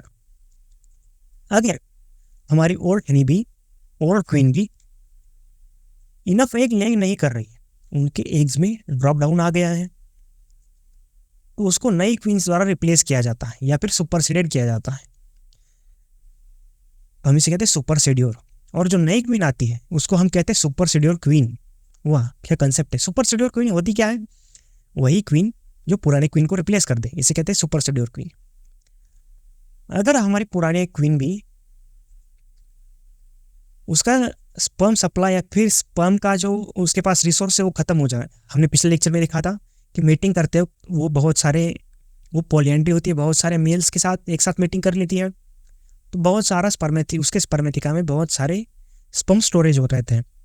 अब जिस तरह ज़रूरत हो वह फर्टिलाइज और अनफर्टिलाइजिंग दे सकती है। तो होता यह है कि अब उसके पास स्पर्म का स्टोरेज खत्म हो गया। अब वर्कर या फिर क्वीन को जन्म देने के लिए, उनके एग्स देने के लिए उसके पास फर्टिलाइज एग होनी चाहिए। फर्टिलाइज एग हमने समझा था। फर्टिलाइज एग क्या होता है? जिसमें ड्रोन का स्पर्म प्लस क्वीन की एग सेल, इनका फ्यूजन हो। लेकिन अब क्वीन के पास ड्रोन के स्पर्म तो है नहीं, क्योंकि वो तो एग्जॉस्ट हो चुके हैं। अब ऐसे वक्त में जब भी स्पर्म खत्म हो जाता है तब अनफर्टिलाइज एग निकलते हैं, अनफर्टिलाइज एग।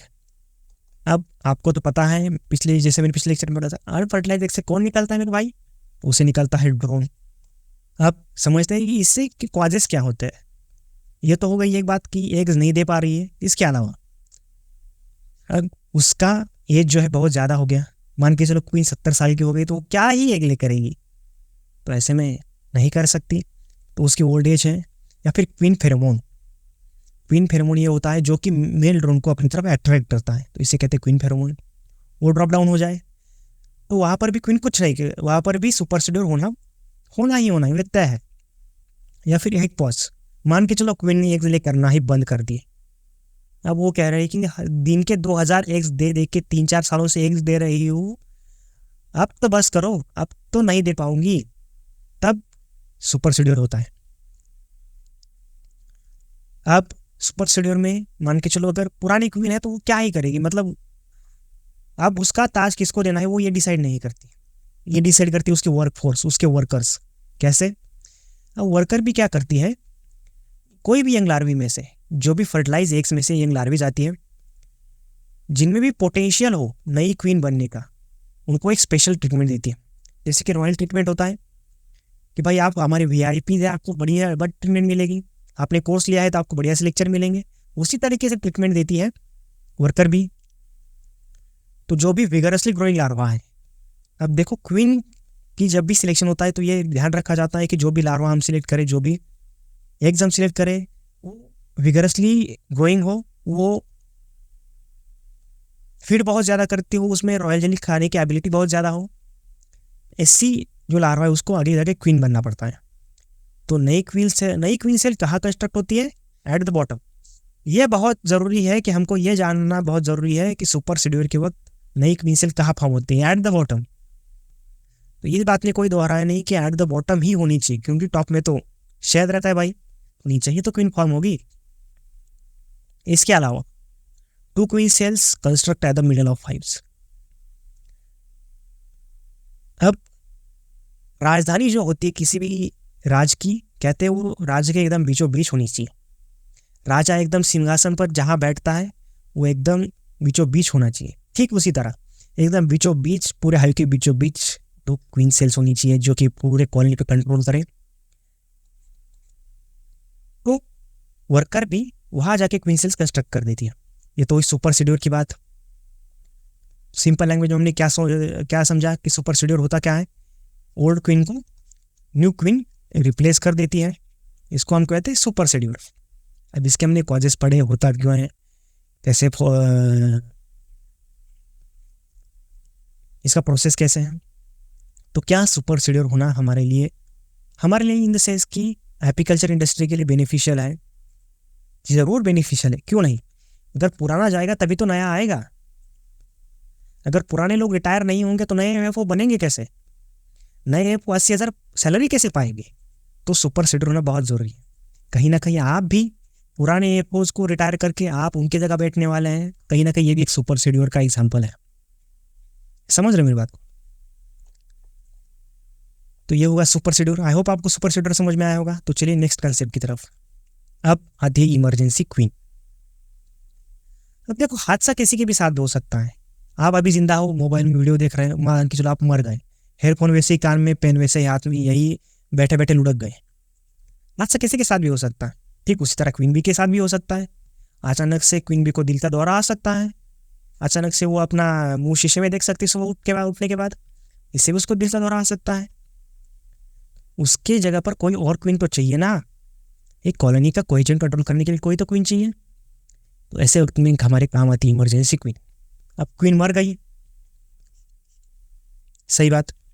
वर्कर भी क्या करती है, एक यंग एग्स को सिलेक्ट करती है, एक यंग एग्स जो कि रानी क्वीन बी ने दिया है और एक दिन के बाद मर गई। अब उसी चूजन एग्स को क्वीन के सेल्स में रखा जाता है जो क्वीन के लिए बनाई जा रही है, रख दिया। उसके बाद रॉयल जेली। देखो ये रॉयल जेली जो है, ये कंसेप्ट आपको समझना बहुत जरूरी है।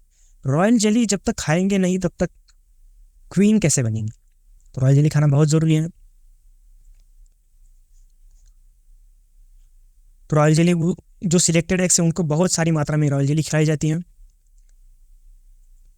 अब होता यह है कि अब वर्कर भी कोई पता नहीं है कि जो मैंने एग्स को जो भी लार्वा को मैंने रॉयल जेली खिलाई है, अब उसमें से कौन सी क्वीन बनेगी, कौन से वर्कर बनेंगे। तो वर्कर भी का काम ये होता है कि चलो आ गए हैं इतने सारे एग्स, तो सब के लिए एक एक हाउस बना दे, एक बढ़िया से हाउस बना दे। कहीं आगे चल के ये क्वीन भी हमसे ये ना कहे कि भाई अगर मैं क्वीन बनी तुमने मेरे लिए बढ़िया सी व्यवस्था नहीं करी। तो इसके लिए वो हर एक एग्स के लिए, हर एक लार्वा के लिए एक बढ़िया से क्वीन सेल बना देती है eight the middle of comb. Of course control middle से ही आता है, सारे सूत्र दिल्ली से ही कंट्रोल किए जाते हैं। ठीक उसी तरह मिडल ऑफ द कॉम्ब। अब जो भी क्वीन सबसे पहले आएगी, अब रॉयल जेली तो सबने खाई है, लेकिन जिसकी डेवलपमेंट सबसे फास्ट हुई है तो उसको आना ही सबसे पहले, वो सबसे पहले आएंगी और बाकी की पोटेंशियल क्वीन को मार देगी। ठीक यही प्रिंसिपल मैं समझता हूँ आप के एफ में। आप जितना विगरसली अपना नॉलेज बढ़ाएंगे, जितनी विगरसली आपकी ग्रोथ करेंगे, तो आप बाकी कंपटीटर्स को कंपटीशन से बाहर कर देंगे। तो यही होता है, हम लॉ ऑफ फिटेस्ट सर्वाइवल पढ़ते हैं कि जो कंडीशन को अपने सराउंडिंग कंडीशंस के साथ मैच नहीं होता है उसको मरना पड़ता है। तो आप भी अपना नॉलेज बढ़ाइए, आप भी पढ़ाई करिए ताकि आप एफ में सिलेक्शन ले सकें। अगर आप पढ़ाई नहीं करेंगे आप कंपटीशन से बाहर हो जाएंगे। जिस दिन आप कंपटीशन से बाहर हो गए तो आपको कहीं और जॉब जाके जॉब ढूंढनी पड़ेगी। तो फिर 80,000 भूल जाना मेरे भाई, तो पढ़ाई पे फोकस करो। तो क्वीन आ गई, क्वीन ने बाकियों को मार दिया। मरना तो पड़ेगा क्योंकि क्वीन तो एक ही है, राजा तो एक ही बनेगा, बाकियों को तो मरना पड़ेगा। तो उसने बाकी क्वीन को मार दिया। अब जो सर्वाइविंग क्वीन है वो और प्लस ड्रोन्स जाएंगे, वेट करेंगे और फिर से मोहरे पिछा जाएंगे, फिर से नया खेल खेला जाएगा। तो ताज शाश्वत है लेकिन सर नहीं। अब बात करते हैं हमारे लेइंग वर्कर्स की। लेइंग वर्कर, तो लेइंग वर्कर क्या होता है? अब ऐसा वर्कर, ऐसी अनफर्टिलाइज फीमेल जो एग्स दे रही हो। ये बात सुनने में कुछ उटपटांग नहीं लगती, वो इनफर्टाइल भी है, वो एग्स भी दे रही है। तो देखो होता क्या है,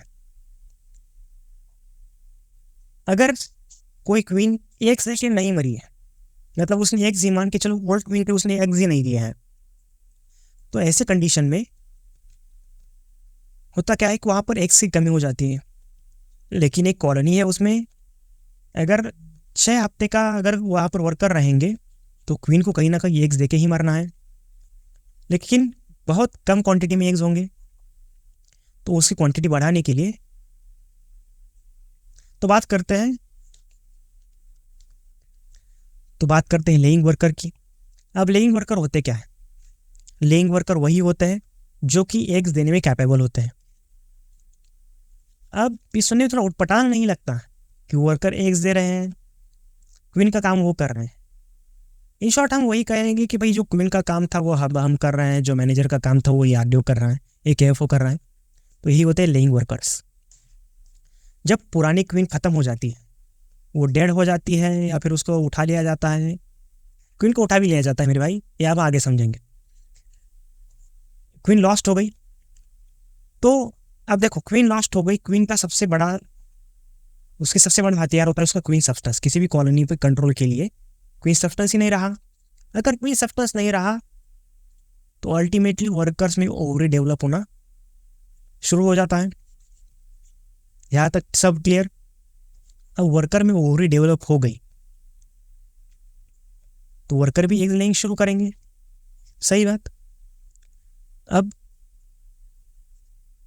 क्वीन भी मर गई है, हमारे पास ऐसा कोई भी वर्कर का एग्स नहीं है, यानी कि वर्कर जो होती है वो भी तो भाई फीमेल ही होती है। अब हमारे पास कोई भी ऐसा एग नहीं है, वर्कर का एग नहीं है जो कि 2.5 दिन से कम हो, यानी कि सब 2.5 दिन से ज़्यादा है। क्योंकि क्वीन बनने की जो प्रोसीजर है उसको 2.5 दिन में जो सबसे बढ़िया से रॉयल जेली फिट करेगा वही जाके क्वीन बनती है। अब 2.5 दिन के बाद हमारे पास कोई ऐसी वर्कर रही नहीं, ऐसे वक्त में लेइंग वर्कर सामने आ जाती है। अब जो हमारी वर्कर भी है वो एग्स देना स्टार्ट कर देती है, उसने एग देना स्टार्ट कर दिया। लेकिन इसमें एक कमी यह रह जाती है, अब वर्कर भी ने कभी मेट नहीं किया होता है, उसने कभी कॉपुलेशन नहीं किया होता है, तो इससे जो भी वो एग्स देंगी सारे के सारे अनफर्टिलाइज एग्स होंगे, यानी कि उसमें ड्रोन के स्पर्म का कहीं भी लवलेश नहीं होगा, कहीं भी ये ड्रोन के स्पर्म नहीं होंगे। तो ड्रोन के स्पर्म ना होने की वजह से वो सारे के सारे लेकिन अनफर्टिलाइज रहेंगे। तो इन स्पर्म से अनफर्टिलाइज, हमने पहले भी पढ़ा था, अनफर्टिलाइज एग से कौन आता है? ड्रोन आते हैं। तो इन फर्टिलाइज एग से बहुत सारे मेल ड्रोन बाहर निकल के आ गए। अब हमारे पास 2.5 दिन की नहीं लेकिन 2.5 दिन से ज़्यादा की लार्वा तो है। अब उनमें जो भी लार्वा रॉयल जेली बढ़िया से फिट करेगी भाई वो तो बननी ही बननी है, क्वीन बननी ही बननी है। अब जो कि हमारे पास मेल ड्रोन नहीं थे, हमारे पास मेल ड्रोन भी है, एक बढ़िया से क्वीन भी है जो कि कम कैपेबल है लेकिन है। अब वो लोग क्या करेंगे? जाएंगे भाई अपना फिर से नेपच्यून फ्लाइट लेंगे लियोनार्ड लेफ्ट राइट, फिर से नया खेल शुरू। अब होता यह है कि जो वर्कर भी है उसको ये पता नहीं होता है कि बढ़िया से ड्रोन कैसे निकलेंगे। अब उसको ये देना ही पता नहीं है कि भाई पर सेल एक एक देना होता है, यानी कि एक जो कोन का एक सेल होता है जो हेक्सागोनल का शेप होता है उसे पर हेक्सागोन एक ही एक देना है। ये बात कहाँ वर्कर भी को पता है, ये काम तो क्वीन का होता है ना, तो वर्कर को पता नहीं। अब वो वर्कर तो वर्कर ही है, मजदूर तो मजदूर ही है, वो अपने दिमाग से काम करेगा।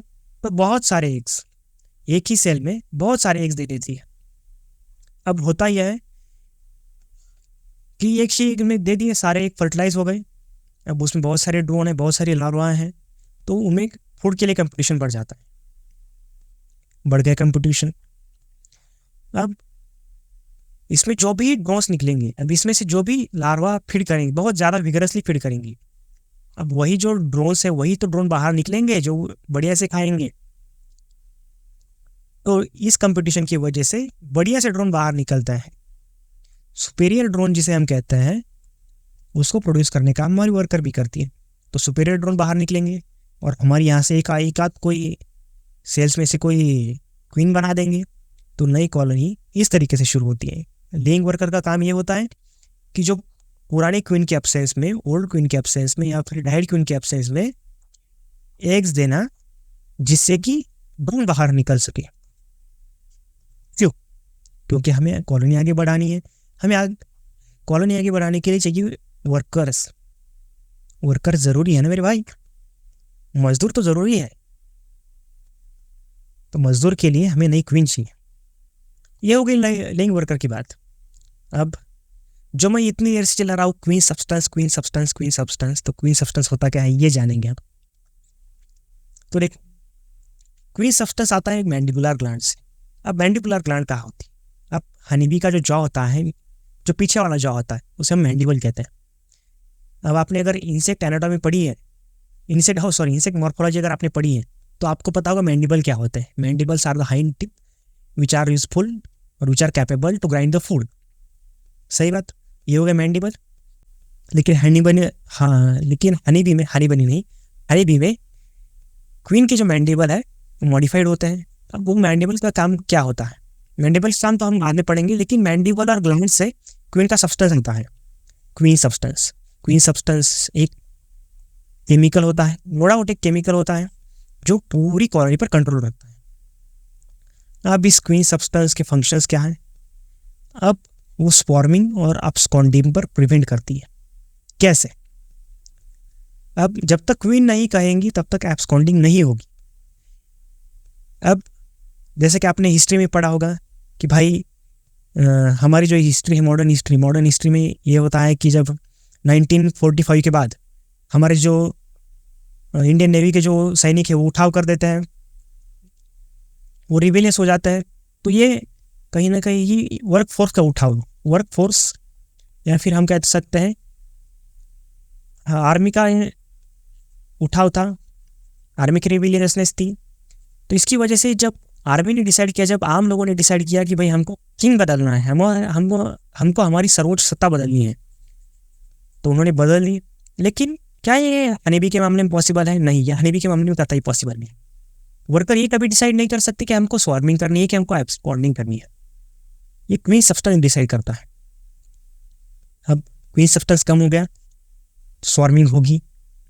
अगर डिस्ट्रेस कंडीशन आ गई, एक्सट्रीम कंडीशन पे चलाई गए, तो एब्सकॉन्डिंग होगी। तो एब्सकॉन्डिंग और स्वार्मिंग को प्रिवेंट करने का नहीं, उसको कंट्रोल करने का काम क्वीन सब्सटेंस करता है। उसके बाद अगर कोई सब्सटेंस नहीं रहा तो वर्कर में ओवरी डेवलप हो जाती है। तो ओवरी डेवलपमेंट को रोकना ये भी दूसरा काम हो गया। उसके बाद कॉलोनी कोहेजन। सास बहू सीरियल तो सबने देखी होंगी। सास बहू सीरियल में होता ही है, एक खड़ूस सास होती है, एक प्यारी बहू होती है। लेकिन किसी के सीरियल में प्यारी सास होती है, खड़ूस बहू होती है, भी डिपेंड करता है सिनेरियो पर। अब कोहेजन क्या होता है? जैसे कि एक 4 लोगों का परिवार था, बेटे की शादी हो गई, कुछ दिन लोग सब ठीक ठाक चला, प्यार मोहब्बत से रहे सब लोग। अचानक उनके बीच में, रिश्तों के बीच में दरार पड़ जाती है। आप लड़की कहेंगे लड़के से कि हमको नई फैमिली चाहिए। तो ये कॉलोनी का कोहेजन एक फैमिली का कोहेजन में कहीं ना कहीं दरार आ जाती, फैमिली के प्यार में कहीं ना कहीं दरार आ जाती। ठीक इसी तरह कॉलोनी में की कोहेजन में भी दरार आ जाती। तो कॉलोनी कोहेजन को मेंटेन रखना, एक ही कॉलोनी को, मतलब जितने भी वर्कर्स है, जितने भी ड्रोन्स, जितने भी, या फिर एक क्वीन को अपना परिवार मेंटेन रखने के लिए, कॉलोनी कोहेजन के लिए क्वीन सब्सटेंस बहुत ज़रूरी चीज़ होती। तो हमने ये सीखा क्वीन सब्सटेंस। तो चलिए अगली स्लाइड की तरफ बढ़ते हैं। अब रॉयल फिडेलिटी या ब्लॉसम फेथफुलनेस, ये होता क्या? अब ये बी की एक लॉयल्टी होती है। लॉयल्टी आजकल के ज़माने में देखने को मिलती नहीं, लेकिन बी के पास अभी भी लॉयल्टी है। अब बी क्या करती है? एक single source of pollen and nectar. अगर मान के चलो अभी स्प्रिंग चल रहा है, जैसे कि अभी सरसों की खेती बहुत यहाँ यूपी, बिहार, पंजाब और हरियाणा या फिर राजस्थान का कुछ पार्ट, एमपी का कुछ पार्ट, यहाँ सरसों की खेती बहुत तेज़ी से होती है। अब यहाँ पर सिंगल सोर्स ऑफ पोलन और नेक्टर होता है। कैसे?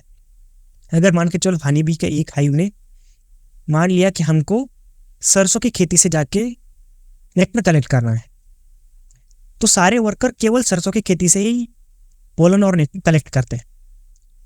अगर उसके बाजू में अगर कोई गुलाब की खेती रही, मान के चलो कहीं रोजेस की खेती रही, क्योंकि वो भी बढ़िया से फ्लावर है, सनफ्लावर की खेती रही, फ्लावर तो वो भी है, नेक्टर तो वो भी अपने पास रखता है।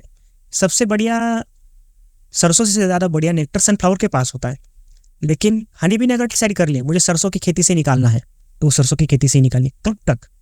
लेकिन कब तक निकालेंगे? जब तक सरसों का खेत पूरी तरीके से नेक्टर और पोलन से एग्जॉस्ट नहीं हो जाता, तब तक हनी बी के भी वहाँ से पोलन अपना जो फूड है वो ग्रैब करती रहेगी। उसके बाद हो सकता है कि वो सनफ्लावर पे शिफ्ट हो, लेकिन उसकी लॉयल्टी कहती है कि मुझे सरसों के साथ ही रहना। अब लॉयल्टी के बारे में हम कुछ बोले तो विवाद की बात हो जाएगी। चलिए आगे बढ़ते हैं। जब तक कि जो पोलन का और नेक्टर का सोर्स है वो एग्जॉस्ट नहीं हो जाता, तब तक दूसरे की तरफ देखेगा नहीं, दूसरा फूड सोर्स को टच भी नहीं करेगा। अब इसके लिए भी 2 से 3 किलोमीटर तक का डिस्टेंस ट्रैवल कर सकती केवल सिंगल फूड सोर्स को ढूंढते हुए। अगर 2 से 3 किलोमीटर के बीच में नहीं मिला तो फिर वो शिफ्ट हो जाती है अपना सेकेंडरी या फिर अल्टरनेटिव फूड सोर्स की तरफ। अब वो नहीं, क्या 7 समुंदर पैर में तेरे पीछे पीछे आ गए, ठीक उसी तरह भी 2 से 3 किलोमीटर ट्रैवल कर जाती है अपने फूड सोर्स के लिए। तो ये होती है हमारी रॉयल फिडेलिटी या फिर ब्लॉसम फेथफुलनेस। तो आगे बढ़ते हैं हमारे सबसे इंपॉर्टेंट टॉपिक की तरफ, कम्युनिकेशन इन बीज। अब देखो बीज में कम्युनिकेशन कैसे होता है। हनी बीज तो बहुत छोटी छोटी होती है। अब उसमें कोऑर्डिनेशन कैसे होता है, कम्युनिकेशन कैसे होता है, ये अब जानेंगे। तो देखो कम्युनिकेशन कैसे कैसे होता है। अब क्वीन सब्सटेंस जो कि हमने देख लिया। अब वासन और ग्लैंड जो होती है, मान के चलो मैंने एक एपेरी खोली, एक एपेरी का मैं मालिक हूँ, मेरे पास बहुत सारे हाइव के बॉक्सेस हैं। यहाँ पर एक हाइव का बॉक्स है, यहाँ पर एक हाइव का बॉक्स है, ऐसे 4-5 मेरे पास हाइव के बॉक्सेस हैं। हर एक में अलग अलग क्वीन है, हर में अलग अलग अपने वर्कर्स हैं, हर में अलग अलग अपने ड्रोन्स हैं। तो मान के चलिए कॉलोनी नंबर 1 का एक वर्कर है। अब इसको कैसे पता कि मुझे किस छत्ते में जाना है? सही बात। अब ये कभी मान के चलो कभी दूसरे छत्ते में जा सकता है, तीसरे छत्ते में, चौथे छत्ते में, 5वें छत्ते में, या फिर किसी दिन ऐसा हो गया कि सारे वर्कर दूसरे छत्ते में जमा हो गए। तो ऐसा कभी नहीं होता है। क्यों? ऐसा क्यों नहीं होता है? क्योंकि एक वासन और ग्लैंड होती है जो कि क्वीन बी और वर्कर बी की लास्ट एब्डोमिनल सेगमेंट में होती है। लास्ट एब्डोमिनल सेगमेंट अभी काम क्या करता है? अब वासन और ग्लैंड का सिक्रीशन एक ऑर्डर देता है, किसी भी कॉलोनी को एक स्पेसिफिक ऑर्डर देता है, एक तरह की स्मेल देता है, जिसकी वजह से हनी बी ये पहचान पाती है कि हाँ ये मेरा ही छत्ता है, ये मेरा ही घर है। तो वो किसी और के छत्ते में नहीं जाती है। और उसके बाद अलार्म फेरोमोन होता यह है कि जब हनी बी को उड़ते उड़ते ऐसा लगता है, मतलब हनी बी कहीं पोलन करेक्ट करने गई या फिर कहीं वो हाइव का टेम्परेचर मेंटेन कर रही है या फिर गार्डिंग का जॉब कर रही हैं, तो उनको ऐसा लगता है कि कोई प्रेडेटर आने वाला है या फिर कोई धोखा है, कोई डेंजर है हमारे लिए, तो अलार्म फेरोमोन का सिक्रीशन हो जाता है। अब अलार्म फेरोमोन का सिक्रीशन कहाँ से होता है? उनके स्टिंग से, यानी कि उनका जो स्टिंग एपरेटस होता है, जो डंक होता है, वहाँ से सिक्रीशन होता है। उसके लिए अलग से ग्लैंड होती है टर्सल ग्लैंड। टर्सल ग्लैंड का सिक्रीशन को हम कहते हैं अलार्म फेरोमोन।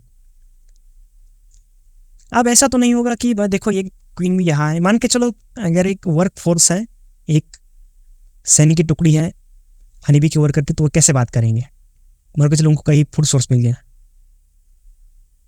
तो वहाँ के हनी बी कहेंगे this is honey be alpha 1 calling over. वहाँ से दूसरे हनी बी कहेंगे this is honey bee beta 2 over. वो कहेंगे नॉर्थ के 10 o'clock में हमें फूड का सोर्स मिल गया, ओवर। दूसरी भी क्वीन भी क्या कहेंगी? Okay, copy. अगर इस तरह के कम्युनिकेशन होता, वॉरफेयर होता, तो बात कुछ अलग थी। लेकिन ना कि उनके पास सेलफोन है, ना कि उनके पास रेडियो है, कम्युनिकेशन हो तो हो कैसे? फूड सोर्स की बात कर रहा हूँ मैं।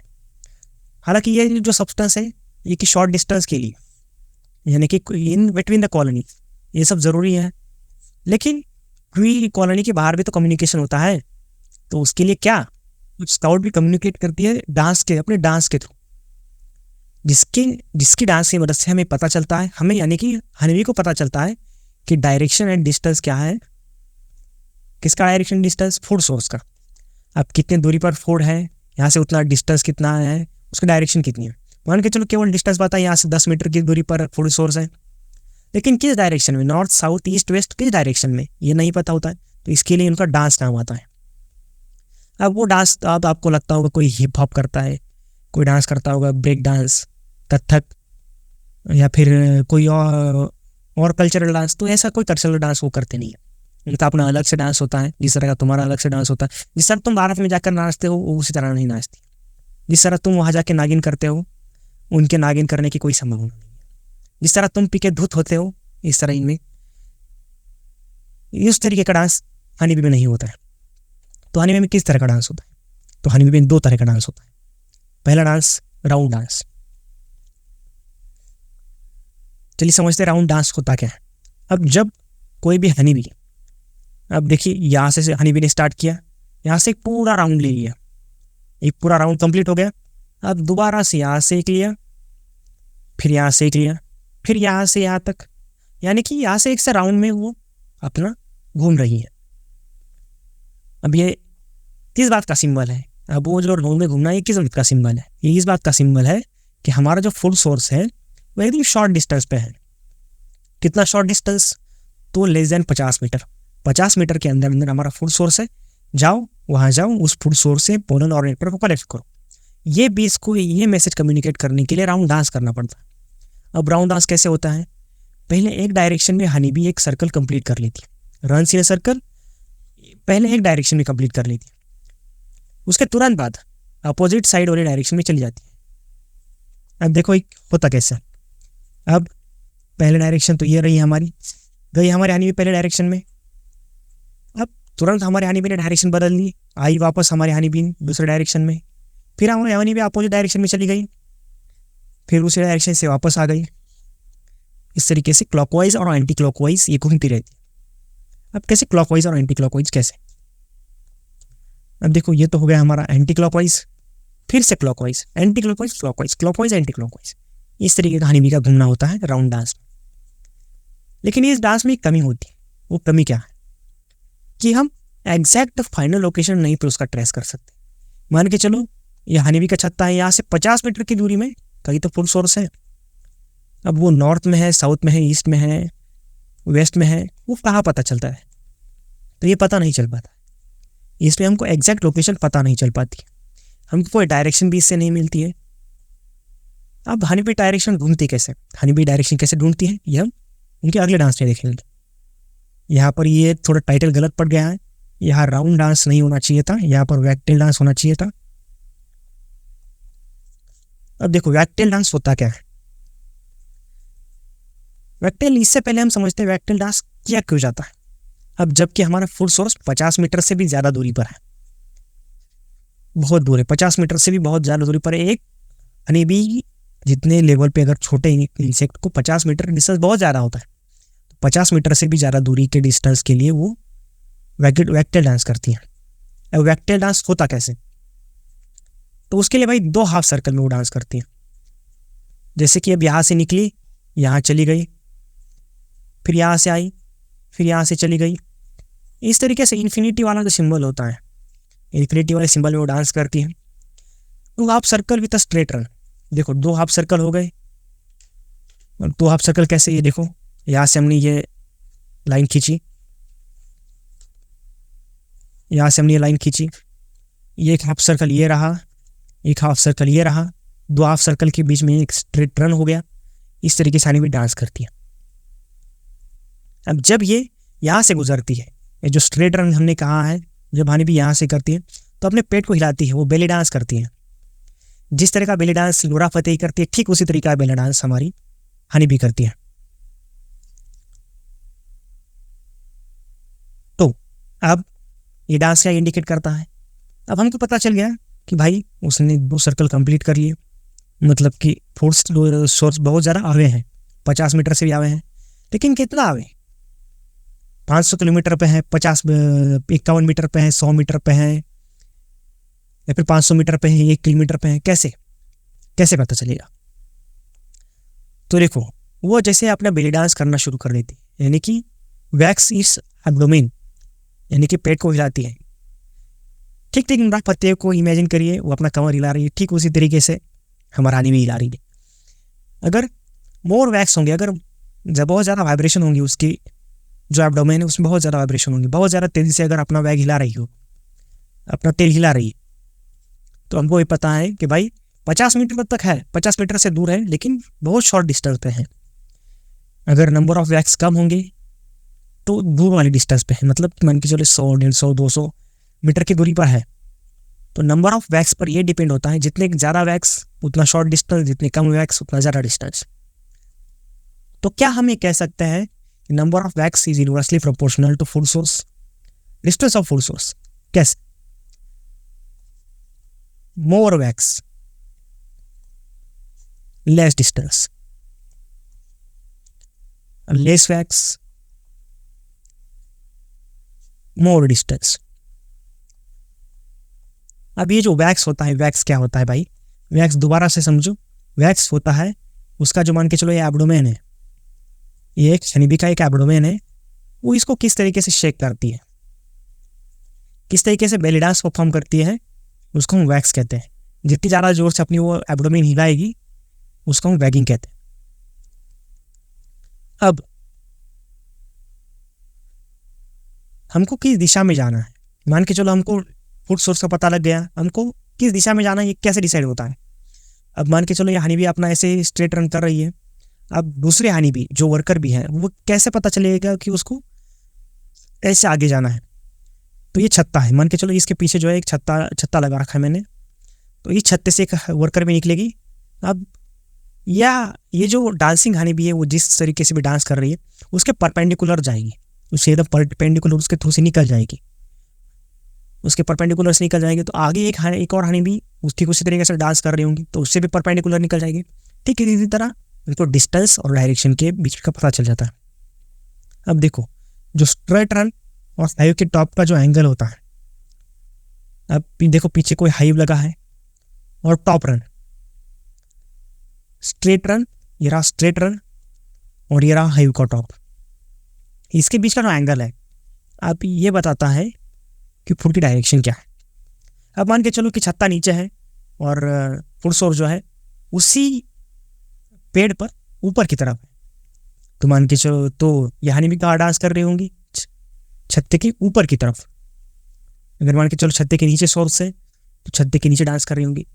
अब सर ये कैसे पॉसिबल है कि 50 मीटर के अंदर अंदर छत्ता हो या फिर 50 मीटर के ऊपर हो? तो मेरे भाई ये वहाँ पॉसिबल है जहाँ पर बड़ी बड़ी पहाड़ियाँ होती हैं। अब पहाड़ कोई 50 मीटर तुमसे पूछ के आएगा नहीं कि भाई ये पहाड़ी 50 मीटर ही क्यों है, 100, 150, 200 मीटर की पहाड़ी होती है। मान के चलो एकदम मिडल उन्होंने घर बना लिया, तो 50 मीटर ऊपर 50 मीटर नीचे, तो इससे भी हमको angle between straight run top hive conveys foot direction, तो फुट की डायरेक्शन का है हमें इससे पता चलता है।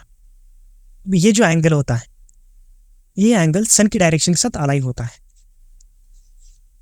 और इस सन का डायरेक्शन को वो क्लाउडी डेज हो तब भी ढूंढ लेती है कि सन का डायरेक्शन कहाँ है। तो ये तो हुई हमारी वेक्टर डांस की बात। तो वेक्टर डांस कैसा होता है? ठीक नूरा फतेही की तरह होता है। अब देखो कॉलोनी ऑर्डर, जो कि मैंने पहली बात करी थी कि कॉलोनी ऑर्डर होता क्या। तो कॉलोनी, हर कॉलोनी की अपनी एक स्पेसिफिक ऑर्डर होती है। ऑर्डर कहाँ से आती है? एक वासानोवा ग्लैंड होती है। वासानोवा ग्लैंड कहाँ होती है? हनीबी के सबसे लास्ट एब्डोमिनल सेगमेंट में वो ग्लैंड होती है। अब इसका क्या फ़ायदा होता है? वर्कर को अपना एग्जैक्ट घर ढूंढने में ये बहुत ज़्यादा हेल्प करता है। ये स्पेसिफिक ऑर्डर अपनी घर की एक याद दिलाता है अपनी घर की डायरेक्शन की तरफ। वही जो भूला हुआ कुत्ता शाम को घर आता है, तो ये कुत्ता किस वजह से वापस आता है? तो इस वासना ग्लैंड की जो ऑर्डर है, इसी वजह से हनीबी का वर्कर जो बाहर गया है वो वापस आता है। अब इस ऑर्डर का फ़ायदा क्या है और नुकसान क्या है? मान के चलो घर ढूंढ लिया, ये उनका एक फ़ायदा हो गया। लेकिन अब मान के चलो किसी छत्ते की क्वीन मर गई है और वहाँ वर्कर की कमी हो रही है, या फिर किसी में क्वीन है लेकिन वहाँ पर वर्कर बहुत ज़्यादा कम है। तो कॉलोनी ऑर्डर की वजह से हम ये नहीं कर सकते ना कि भाई दोनों कॉलोनी को मिला दे, वो आपस में काम करे, ये हो नहीं सकता ना। तो इसको ओवरकम करने के लिए हमने एक तरीका निकाला, एक जुगाड़ निकाला है। इसे कहते हैं यूनाइटिंग बी कॉलोनी न्यूज़पेपर में। अगर हमको दो बी कॉलोनी को अगर जोड़ना हो एक साथ, तो हम ये कैसे करें? अगर मान के चलो हमने दो कॉलोनी अगर पास पास रखी, तो वो जैसे एक दूसरे को काट जाएंगी। बी की कॉलोनी हम उनमें दो कॉलोनी को इंटीग्रेट कैसे करें, उनमें कोहेजन कैसे बढ़ाए? तो कोहेजन बढ़ाने के लिए एक सिंपल सा न्यूज़पेपर मेथड इस्तेमाल किया जाता है। अब देखो, ये दो हनीबी के बॉक्सेस है, एक ऊपर वाला बॉक्स है, एक नीचे वाला बॉक्स। ये तो रहा हमारा न्यूज़पेपर। तो न्यूज़पेपर के बाद ये नीचे वाला बॉक्स। अब जिस भी कॉलोनी की क्वीन मर चुकी है या फिर कॉलोनी वीक है, अब कोई भी कॉलोनी वीक है फिर स्ट्रॉन्ग कैसे होती है, वो डिपेंड करता है उसके नंबर ऑफ वर्कर पर। जितनी ज़्यादा वर्कर उतनी स्ट्रॉन्ग कॉलोनी, जितने कम वर्कर उतनी वीक कॉलोनी। ये बात अपनी रियल लाइफ से जोड़ के देखो। चाइना के पास बहुत स्ट्रॉन्ग आर्मी है, चाइना स्ट्रॉन्ग। अमेरिका के पास बहुत ज़्यादा स्ट्रॉन्ग आर्मी है, अमेरिका स्ट्रॉन्ग। भारत के पास बहुत ज़्यादा आर्मी, भारत सुपर स्ट्रॉन्ग है। तो जितने ज़्यादा सैनिक उतनी G strong colony.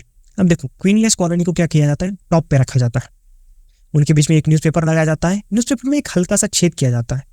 A small hole has been made between two colonies in which newspaper is situated. Newspaper एक छोटा सा होल कर दिया, ऊपर अलग कॉलोनी, नीचे अलग कॉलोनी। यहाँ तक बात समझ में आ गई? अब धीरे धीरे होता क्या है ना कि इनका स्मेल मिक्स हो जाता है। यहाँ का स्मेल नीचे, यहाँ का स्मेल ऊपर है। तो आदमी को ये पता ही नहीं चलता कि भाई ये मेरी कॉलोनी है, दूसरे की कॉलोनी है। इसी तरीके से हम दो कॉलोनी को मिक्स करते हैं।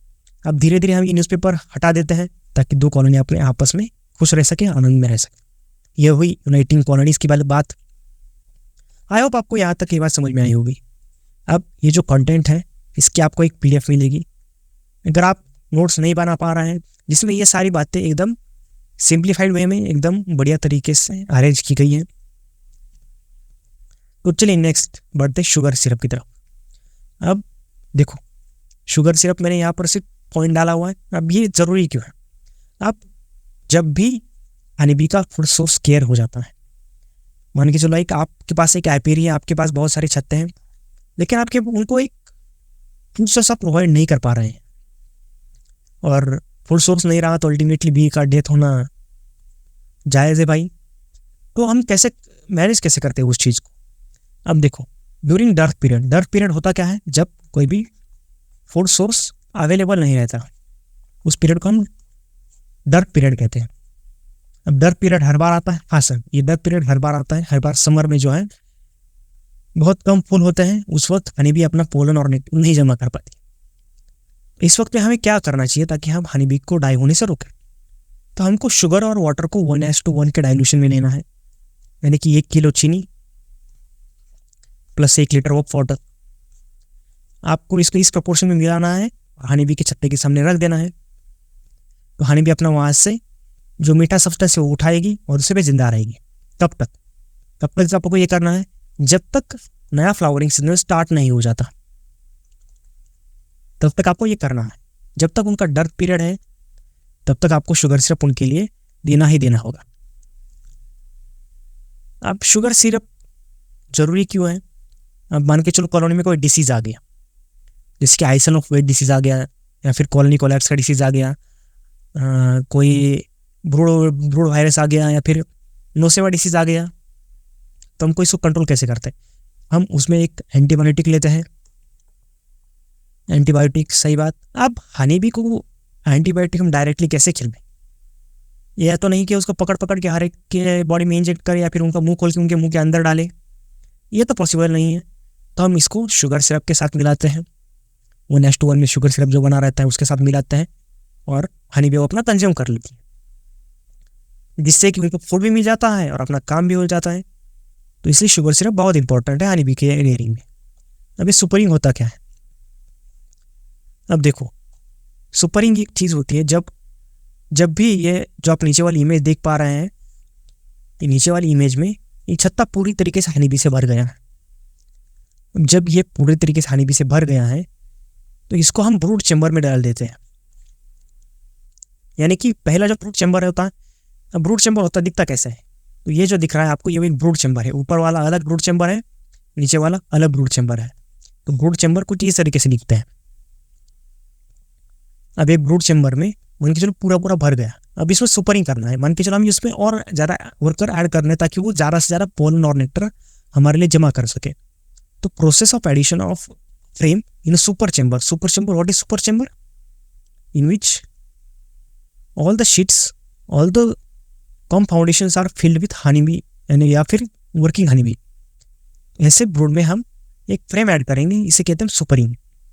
सुपरिंग मतलब और हनी बी की एक फ्रेम ले जाके वहाँ ऐड करनी से हम सुपरिंग कहते हैं। कौन सी चीज़ें बची हुई हैं अभी तक? इसमें बचे हुए हनी बी के डिसीज, हनी बी के डिसीज बचे हुए हैं जो कि बहुत इंपॉर्टेंट है, क्योंकि नोसेमा डिसीज जो है उस पर IBPS मुझे लगता है 2020 या फिर 21 में क्वेश्चन आया था, उस पर क्वेश्चन आया था। उसके बाद अभी हनी बी के प्रोडक्ट, हनी बी प्रोडक्ट बचे हुए हैं,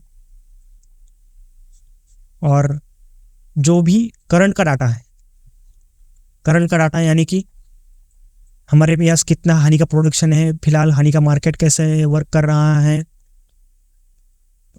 हमारे इंडिया में कितनी डिमांड है, बाहर कितनी डिमांड है, हमारी एक्सपोर्ट का हम कितना पैसा रेज कर रहे हैं, ये सारे जो करंट का डाटा है ये भी रह गया। इसको हम अलग से एक लेक्चर में पढ़ेंगे। तो जो गाइस जुड़े रहे हमारे साथ टेलीग्राम पर, टेलीग्राम हमारा चैनल है एग्रो एकेडमी, जहाँ पर आपको नई नई एग्जाम की नोटिफिकेशन या फिर कहीं भी एम्प्लॉयमेंट की, अगर कहीं भी रिक्रूटमेंट आ रही है तो उसकी नोटिफिकेशन आपको वहाँ पर मिलती रहे। हमारे यूट्यूब चैनल को ज़रूर सब्सक्राइब कर लीजिएगा ताकि आपको नई नई चीज़ें सीखने को मिले। और हाँ, अगर आपने नॉलेज गेन नहीं करी तो आप ठीक उसी तरीके से रिप्लेस हो जाएंगे जिस तरह न्यू क्वीन ओल्ड क्वीन को रिप्लेस कर दी जाती है। तो यही नॉलेज गेन करने के लिए आपको हमारे साथ जुड़ना है। तो दोस्तों, आज का सेशन यही रैप अप करते हैं। आई होप आपकी प्रिपरेशन बढ़िया चल रही है और ऐसे प्रिपरेशन बढ़िया से रखिएगा और 2025 में सिलेक्शन बस फाइनल कर लीजिए।